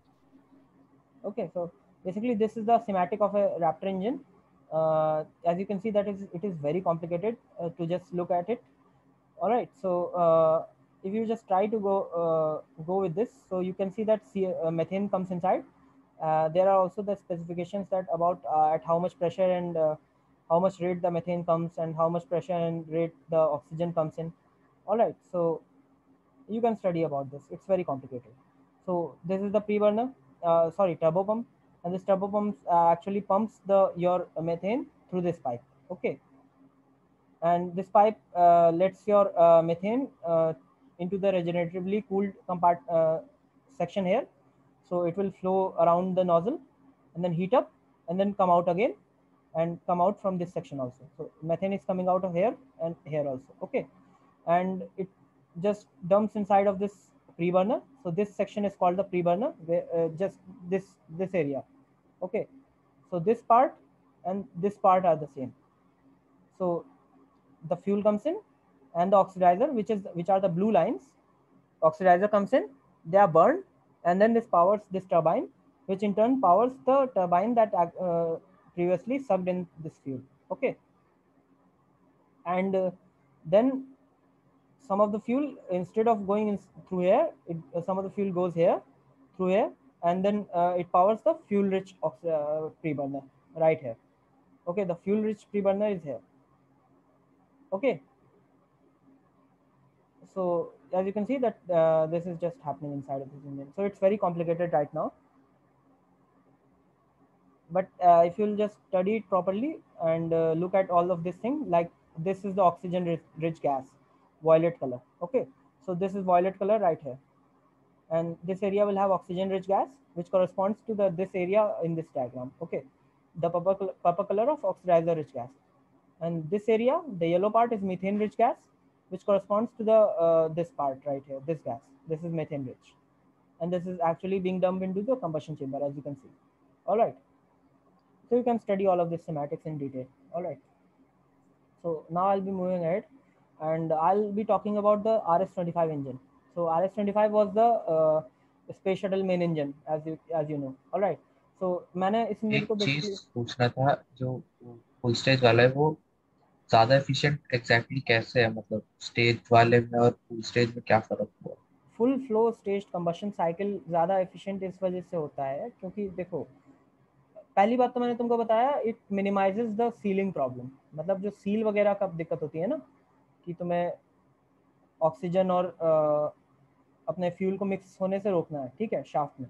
If they are on the same shaft, जैसे कि यहाँ पे है, तो क्या होगा कि तुम्हारा ऑक्सीडाइजर तुम्हारा फ्यूल में सीप इन करना चालू हो जाएगा शाफ्ट के थ्रू, और उससे एक्सप्लोजन वगैरह हो सकता है। तो तुम्हें बहुत ही इलाबोरेट सीलिंग प्रोसीजर्स चाहिए होता है उसको रोकने के लिए, बट इस केस में तुम्हें कोई सीलिंग प्रोसीजर चाहिए ही नहीं, ठीक है। तो तुम्हारा क्या कहते हैं, जो इंजन कॉम्प्लेक्सिटी है, ओवरऑल कॉम्प्लेक्सिटी, वो कम हो जाती है, ठीक है।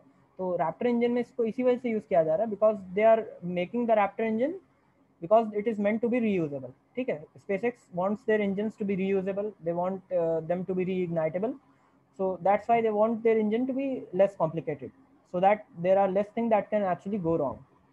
So सीलिंग इश्यूज को काउंटरैक्ट करने की वजह से ये एक तो ये चीज़ सिंपल हो गई, ठीक है. उसके अलावा it also offers you some of the efficiency boost. अब वो किस तरीके से होता है, मतलब उसको तुम देख सकते हो. थोड़ा सा full flow stage combustion cycle का एफिशिएंसी स्टेज कंबशन साइकिल के मुकाबले ज़्यादा होती है, ऐसा है basically. And it all depends upon the pressure changes basically. तो मतलब तुम्हारा प्रेशर यहाँ पे फ्यूल पंप कितना प्रेशर पे फ्यूल पंप इन कर पा रहा है, एंड ऑक्सीडाइजर पंप कितना प्रेशर पे ऑक्सीजन पंप इन कर पा रहा है, ठीक है. It all depends upon that. सो तो काफ़ी ज़्यादा मतलब कॉम्प्लिकेशन है. अब जैसे मैं तुम्हें बता रहा हूँ लाइक इस पूरे डायग्राम में, अब तुम समझ सकते हो कि तुम्हारा रॉकेट इंजन इतना सिंपल तो होता नहीं होगा ऑब्वियसली, ठीक है. तो सारी चीज़ों को लेते हुए जब तुम देखोगे चीज़ों को, तो तुम्हें पता चलेगा like full flow stage combustion cycle is much more efficient than the stage combustion cycle. Alright, समझ रहे हो क्या?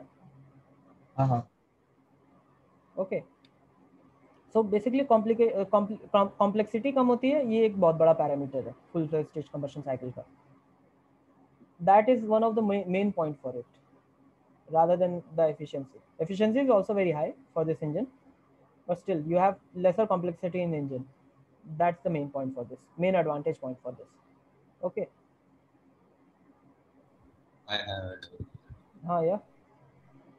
In the pre-burner and also in combustion chamber there will be high pressure, right? Yeah, in the pre-burner there will be very, very high pressure. It will pre-burner pressure would be higher than the combustion chamber pressure actually. Okay, but how can fuel reach the pre-burner if it is higher pressure than the pressure at turbine? Exactly. So that's why you have this turbine, right? See, pre-burner is higher pressure, so the fuel line must be more higher pressure than the pre-burner. Okay, so this turbine is actually powering this pre-burner pressure, right? See, you don't have any pressure right here. Your fuel comes in and this turbine actually pressurizes your fuel inside of your pre-burner and pushes it inside of your pre-burner. Okay, but in turn this turbine is actually powered by this fuel itself, by this pre-burner itself, right? This is the main point about rocket engines. They power their own turbopump. This turbopump is being powered by the fuel that is flowing through this turbopump. You understand? Hello? Yeah. So you have fuel, it is being compressed by this turbine and then being pushed inside of the pre-burner. This pre-burner is actually firing and then powering this turbine, and this turbine is in turn because it is connected to this turbine. This turbine is powering this turbine, and this is again pulling in the fuel. So you see, this is a recursive process right here. You understand? Yeah, but I'm not getting this point that how can turbine offer more pressure than the combustion? Than the pressure in the combustion chamber. It can, because see, there are several parameters. You can have a gearbox assembly attached because you see this is a very simple diagram right here, but you can have a gearbox assembly attached in between these two turbines. Okay, so the torque that is being transferred from this turbine to this turbine actually increases. Okay, you understand? It instead of being directly connected, you can also have it gear assembly. Okay. And same for this. So this is a very simple diagram. Even this diagram is very simple actually, but the actual rocket, the actual engine when it's made, it has a lot of complications. You can have different amount of blades upon this turbine with respect to this turbine. Like you can have higher number of blades here and lower number of blades here. So there will be differences in the pressure generated by this turbine and this turbine. Okay. If they are completely symmetric, if you use same turbine here and same turbine here, then your question is valid, that how does this pressure is greater than this pressure? How is this pressure is greater than this pressure? It's completely valid, but they are not similar. This turbine is not exactly similar to this turbine. They are unsymmetric. Okay. Yeah. Either unsymmetric or they must be connected by some gearbox assembly. All right.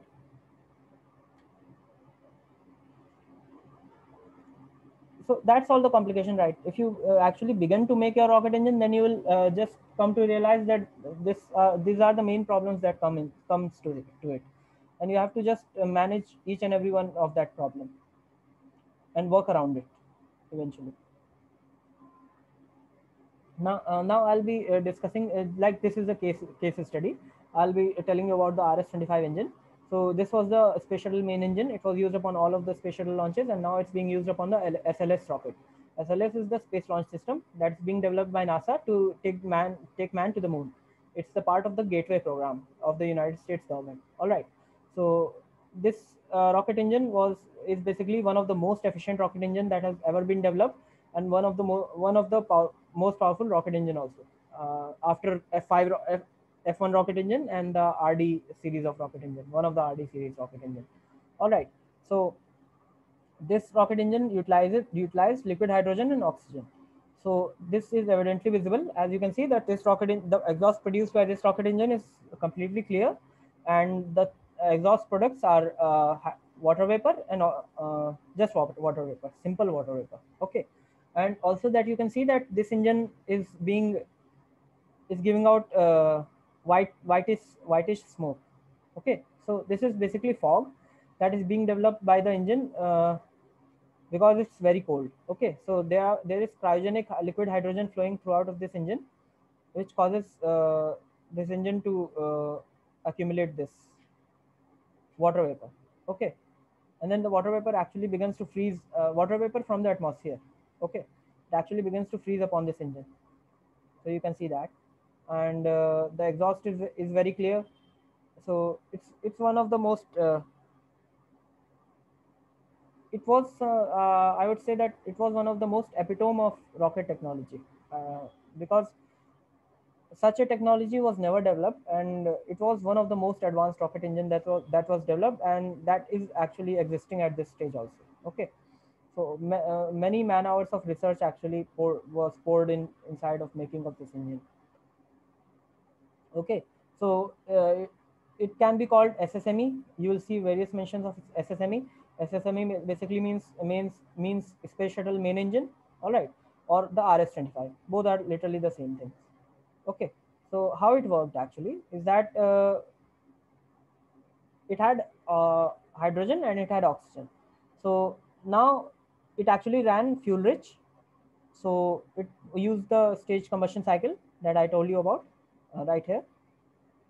Stage combustion cycle. Okay. So RS-25 was a example of engine utilizing the staged combustion cycle. All right. So RS-25 utilized the staged combustion cycle and ran fuel rich. So staged combustion cycle can be either fuel rich and or oxidizer rich. All right. Both are possible. But the RS-25, because it was developed in America, they utilized the fuel rich exhaust. And because the fuel was hydrogen, so the fuel rich exhaust didn't caused any of the coking issues at that time. So it was okay. Okay. But the main problem with this engine was that while utilizing staged combustion cycle, you cannot have one single shaft for LOX fuel. Okay. Like if you have liquid hydrogen and liquid oxygen as a fuel, and liquid hydrogen, because it has the smallest molecule of anything. Okay. Hydrogen is the smallest molecule, and because of by the virtue of being small, it has a tendency of actually seeping through any of the joints and all of the cracks. Okay. Its density is very low. It's is very easily seepable, so it cannot have the same turbine, the same shaft for both the fuel and the oxidizer pump. So the simple staged combustion design wouldn't have worked for this engine at that point, and they couldn't have utilized oxidizer rich exhaust at any point because they weren't in possession of any of the materials that could have run oxidizer rich. Okay. So the space shuttle main engine actually had two turbo pumps, one this and one this. So this was the turbo pump for oxygen, and this was the turbo pump for hydrogen. And right here you can see that the turbo pump for oxygen is much larger than the turbo pump for oxygen. Okay, so the main problem with hydrogen is just that the actually compressing that gas is very difficult. Compressing oxygen is comparatively very easy, but compressing hydrogen is very difficult. Okay, so that's why the turbo pump for hydrogen was comparatively very bigger.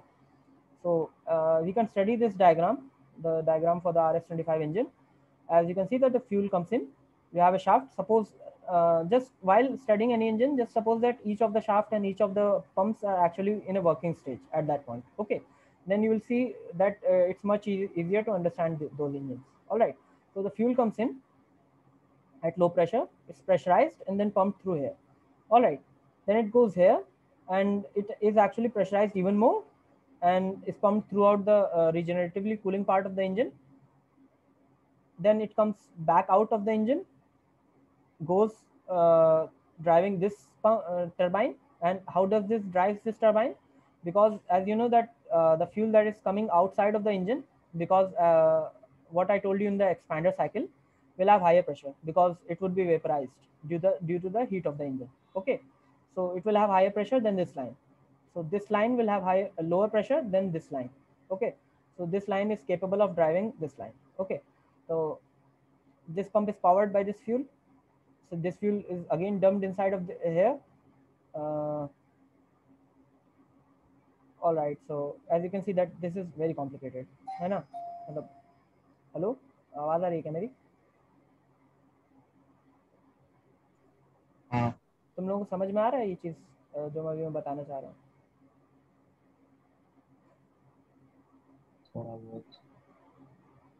हाँ, मतलब ऐसे समझ में नहीं आएगा, तुम लोगों को थोड़ा सा और ट्राई करना पड़ेगा, ठीक है ना? तुम लोग एक बार इसको अपने से देखने की कोशिश करना.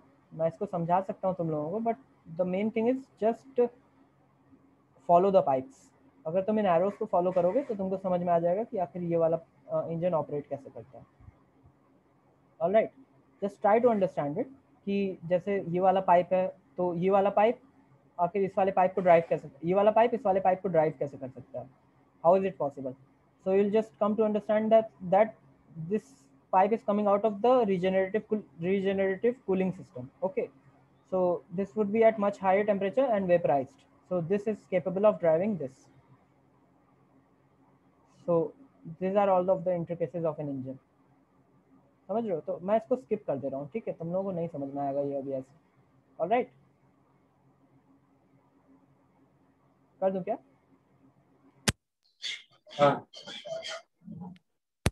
हाँ आई गेस, क्योंकि मतलब एक बार तुम इस चीज़ को देखना और पाइप्स को फॉलो करने की कोशिश करना. You will come to understand how it works. Okay, now I will just move ahead quickly with the aerospike nozzle.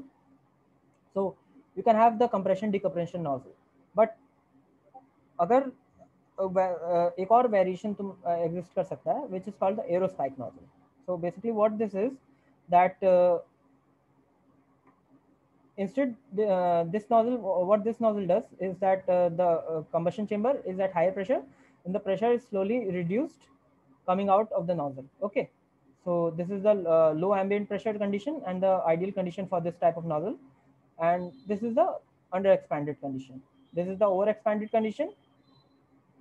Okay, so this is the over expanded condition and this is the under expanded condition. All right, so basically you need different nozzles for different altitudes, but the con with the pros with the aerospike nozzle is that the nozzle is actually compressed by the outside pressure. Okay, so this is the combustion chamber and the hot gases are coming out, and the atmosphere is actually pushing against these hot gases. And since the outer atmospheric pressure can vary, so the width of the column of gas that is coming out of this nozzle can actually vary with height.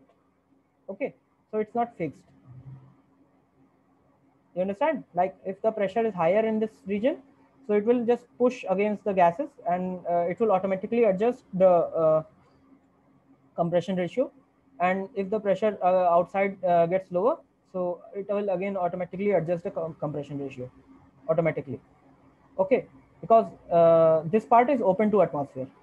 this part right here. Okay, so this is the good thing with aerospike nozzle. अच्छा, तुम लोगों को 10 minutes का break चाहिए क्या? मुझे लग रहा है काफी ज्यादा हो रहा है. हेलो, तो लोग चले भी गए. हाँ मुझे लग रहा है वही.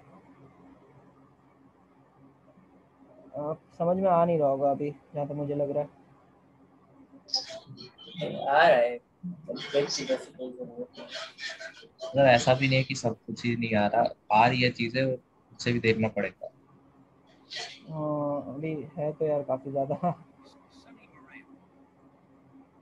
10 मिनट का ब्रेक ले लो, एक काम करो. Okay,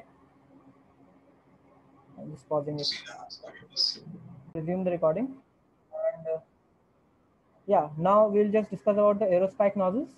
So the best thing about the aerospikes is that तुम्हारा क्या कहते हैं, ये हर एक एल्टीट्यूड पे इफेक्टिव रहते हैं.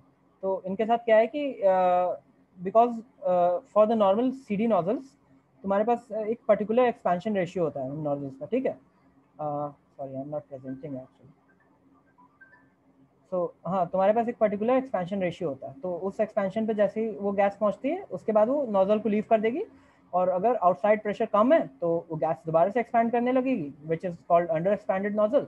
और अगर आउटसाइड प्रेशर ज़्यादा है तो तुम्हारा क्या कहते हैं वो तुम्हारे हॉट गैसेस को कंप्रेस करना चालू कर देगा outer atmosphere, which is called over expanded nozzle. ठीक है. बट एरोस्पाइक्स में क्या होता है कि if your combustion chamber is right here and it's just putting out hot gases from it, तो जो इसका बाउंड्री होगी इस गैसेस की, that is actually expose to the atmosphere. अगर एटमॉस्फेरिक प्रेशर कम है तो ये बाउंड्री अपने आप एक्सपैंड हो जाएगी, और अगर एटमॉस्फेरिक प्रेशर ज़्यादा है तो ये बाउंड्री अपने आप कंप्रेस हो जाएगी. Okay, so you essentially have a variable boundary with aerospike nozzles. और इससे क्या होता है कि जो एक्सपेंशन रेशियो होता है वो पूरा वैरी करता जाता है लोअर लेवल से हायर लेवल तक. तो अगर तुम ऐसा नोजल यूज करो तो basically your rocket can go from ground level to the outer space just using one engine. Okay, मतलब ये single stage to orbit concept जो था SSTO वाला, उसके लिए एकदम आइडियल चीज़ है ये एरोस्पाइक नोजल. बिकॉज तुम ग्राउंड लेवल पे भी वही इंजन यूज़ कर सकते हो, और तुम स्पेस में भी वही इंजन यूज़ कर सकते हो, सेम इंजन. तो आखिर भला हम लोग ऐसे इंजन को डेवलप क्यों नहीं करते? Okay, so all of these engines that you can see here, they are aerospike engines.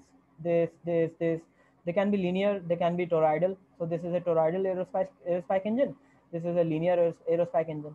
Combustion chambers are right here, and the thing is that the combustion actually follows this edge. Okay, and it comes out right here. Okay, so ये benefit होता है एरोस्पाइक engine का. तो basically उनके अंदर भी concept पूरा यही है कि ये थोड़ा सा मतलब ऑपरेट कैसे करेंगे वो, ये कॉन्सेप्ट है उनका. So basically what happens is that fuel comes in, oxidizer comes in, again it is driven by a shaft, and some of this fuel and oxidizer actually goes into preburner, and then this preburner powers this shaft, and the remaining of the fuel is dumped inside of this exhaust, central exhaust, right at this point. मतलब अगर तुम लोग देख सकते हो तो यहाँ पे ढेर सारे होल्स हैं, तो जो रिमेनिंग एग्जॉस्ट है वो इस सारे होल्स में से डंप कर दिया जाता है बाहर की तरफ. ठीक है. तो basically it's just similar to the staged combustion cycle, but इनके साथ थोड़ी प्रॉब्लम है. बेसिकली इनको हम लोग यूज़ नहीं करते. ऐसा कोई भी इंजन आज तक फ्लो नहीं किया है. Aerospike, none of the aerospike engine has actually flown till date. समझ रहे हो? So why is the case? ऐसा क्यों है आखिर? देयर वाज इवन मतलब F1 इंजन को सैटर्न अपोलो स्पेस प्रोग्राम के दौरान the J2 engine which was the upper stage for the Saturn 5 rocket, उन्होंने सोचा था कि like why don't we just make aerospike version of the J2 engine. So they actually started to develop an aerospike version of the J2 engine, and this image right here is the aerospike version of J2 engine. Okay, so it looked like this. But क्या हुआ कि eventually उन्होंने decide किया कि नहीं, it's not worth researching into this thing, because there are various complications with aerospike engines that cannot have been addressed at that time and are not even possible to address at this time. क्या दिक्कत है basically इन nozzles के, एरोस्पाइक nozzles के साथ, कि they are incredibly मतलब heating issue इनके अंदर बहुत ज़्यादा होता है, बेहद ज़्यादा हीटिंग इश्यूज होते हैं इनके अंदर. You can not regeneratively cool these engines, और जो हीटिंग इश्यूज होता है वो इतना ज़्यादा हो जाता है कि these engines are almost at their melting stage, मतलब मैकेनिकल स्ट्रेन सर्वाइव नहीं कर पाते हैं इंजन उस केस में। तो ऐसा होता क्यों है बेसिकली, अगर मैं वो तो मैं एक्सप्लेन करना चाहूँ तो इफ़ यू लुक है राइट एट दिस इमेज, तो ये इस पार्ट को थ्रोट कहते हैं, ठीक है ना। So the throat is the area where the exhaust is the most at highest temperature, ठीक है। So a throat has the maximum potential to actually melt. But for a CD nozzle, the throat is actually smaller. Okay. Suppose that you calculate the area of throat. All right. So you just calculate the area of throat for a CD nozzle, and you calculate the area of throat for a aerospike nozzle. The same engine design, just one with a CD nozzle and one with a aerospike nozzle. So what you will come to realize is that the aerospike nozzle has a much higher throat area in comparison to this CD nozzle. Why? Because the CD nozzle, you can just take out this area by the pi r square thing. Okay, so the radius of the CD nozzle, which is r, and the pi r square would be the area of the throat. But right here, what happens is that it has the internal radius and the external radius. All right, so the area would be pi r1 square minus r2 square, right? R1 square is the external radius and R2 square is the internal radius. R2 is the internal radius.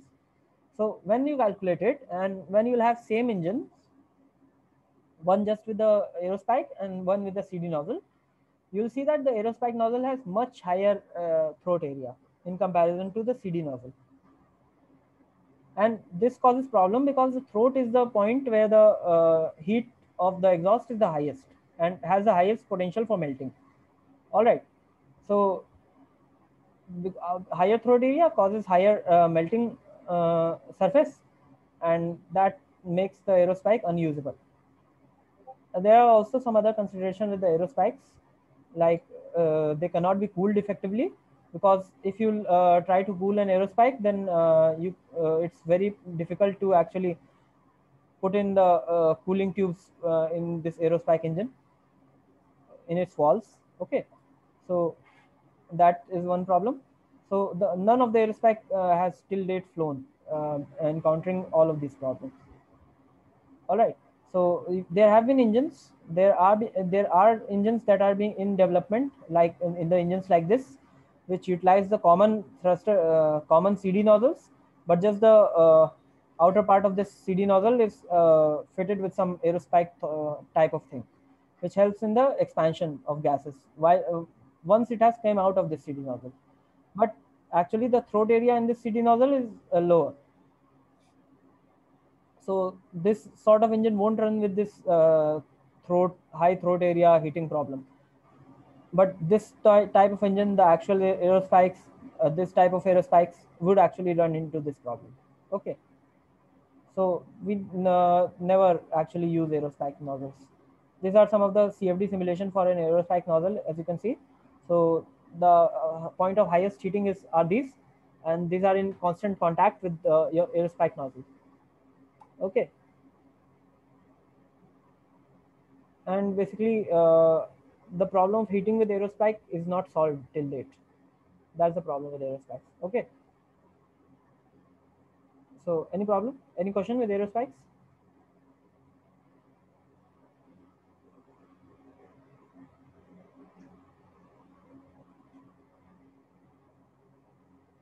Hello, hello.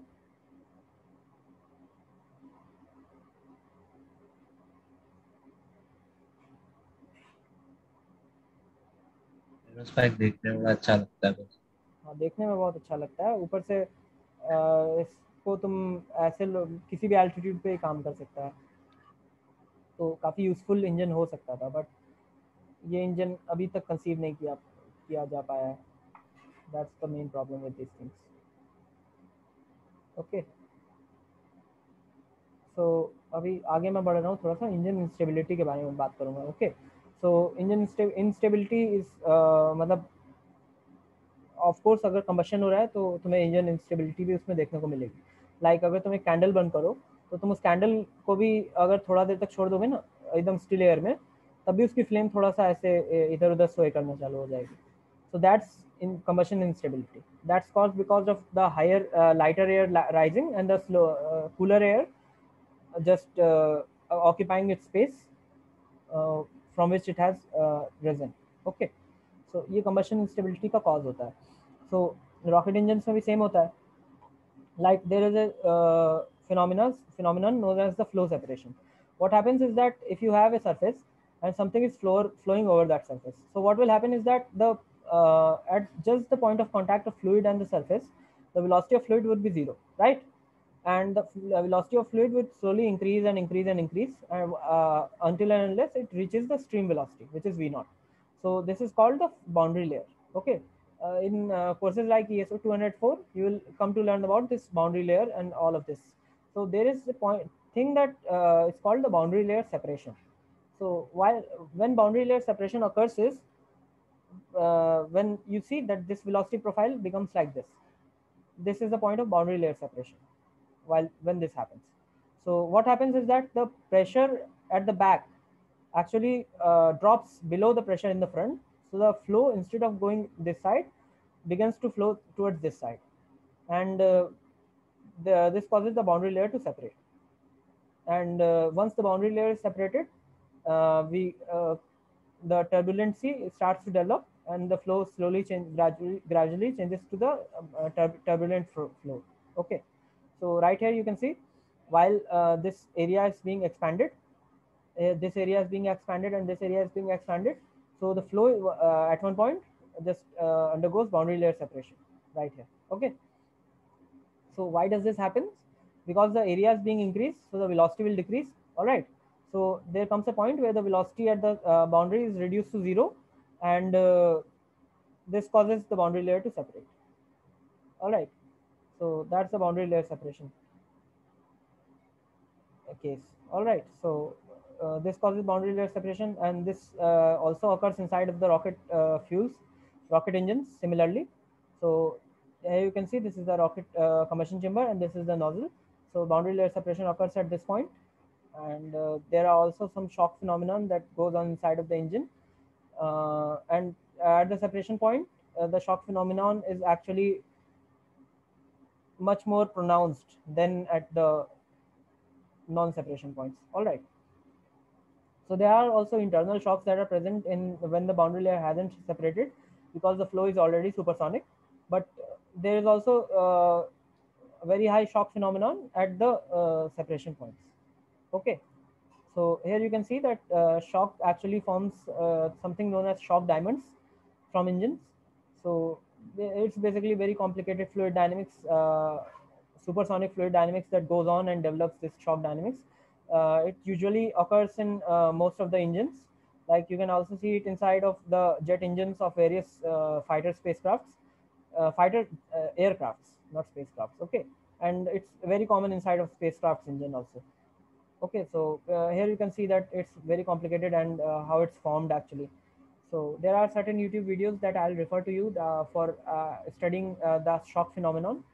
So there you can actually see, and here on this slide, this video details you about that what combustion instability is. I would recommend you to watch this video upon your own on this slide, because if I run this video right here, then it would just not run properly. Okay, so I think that's it's over, and you please watch that video. Okay, I'll stop here, the screen share also and the recording also.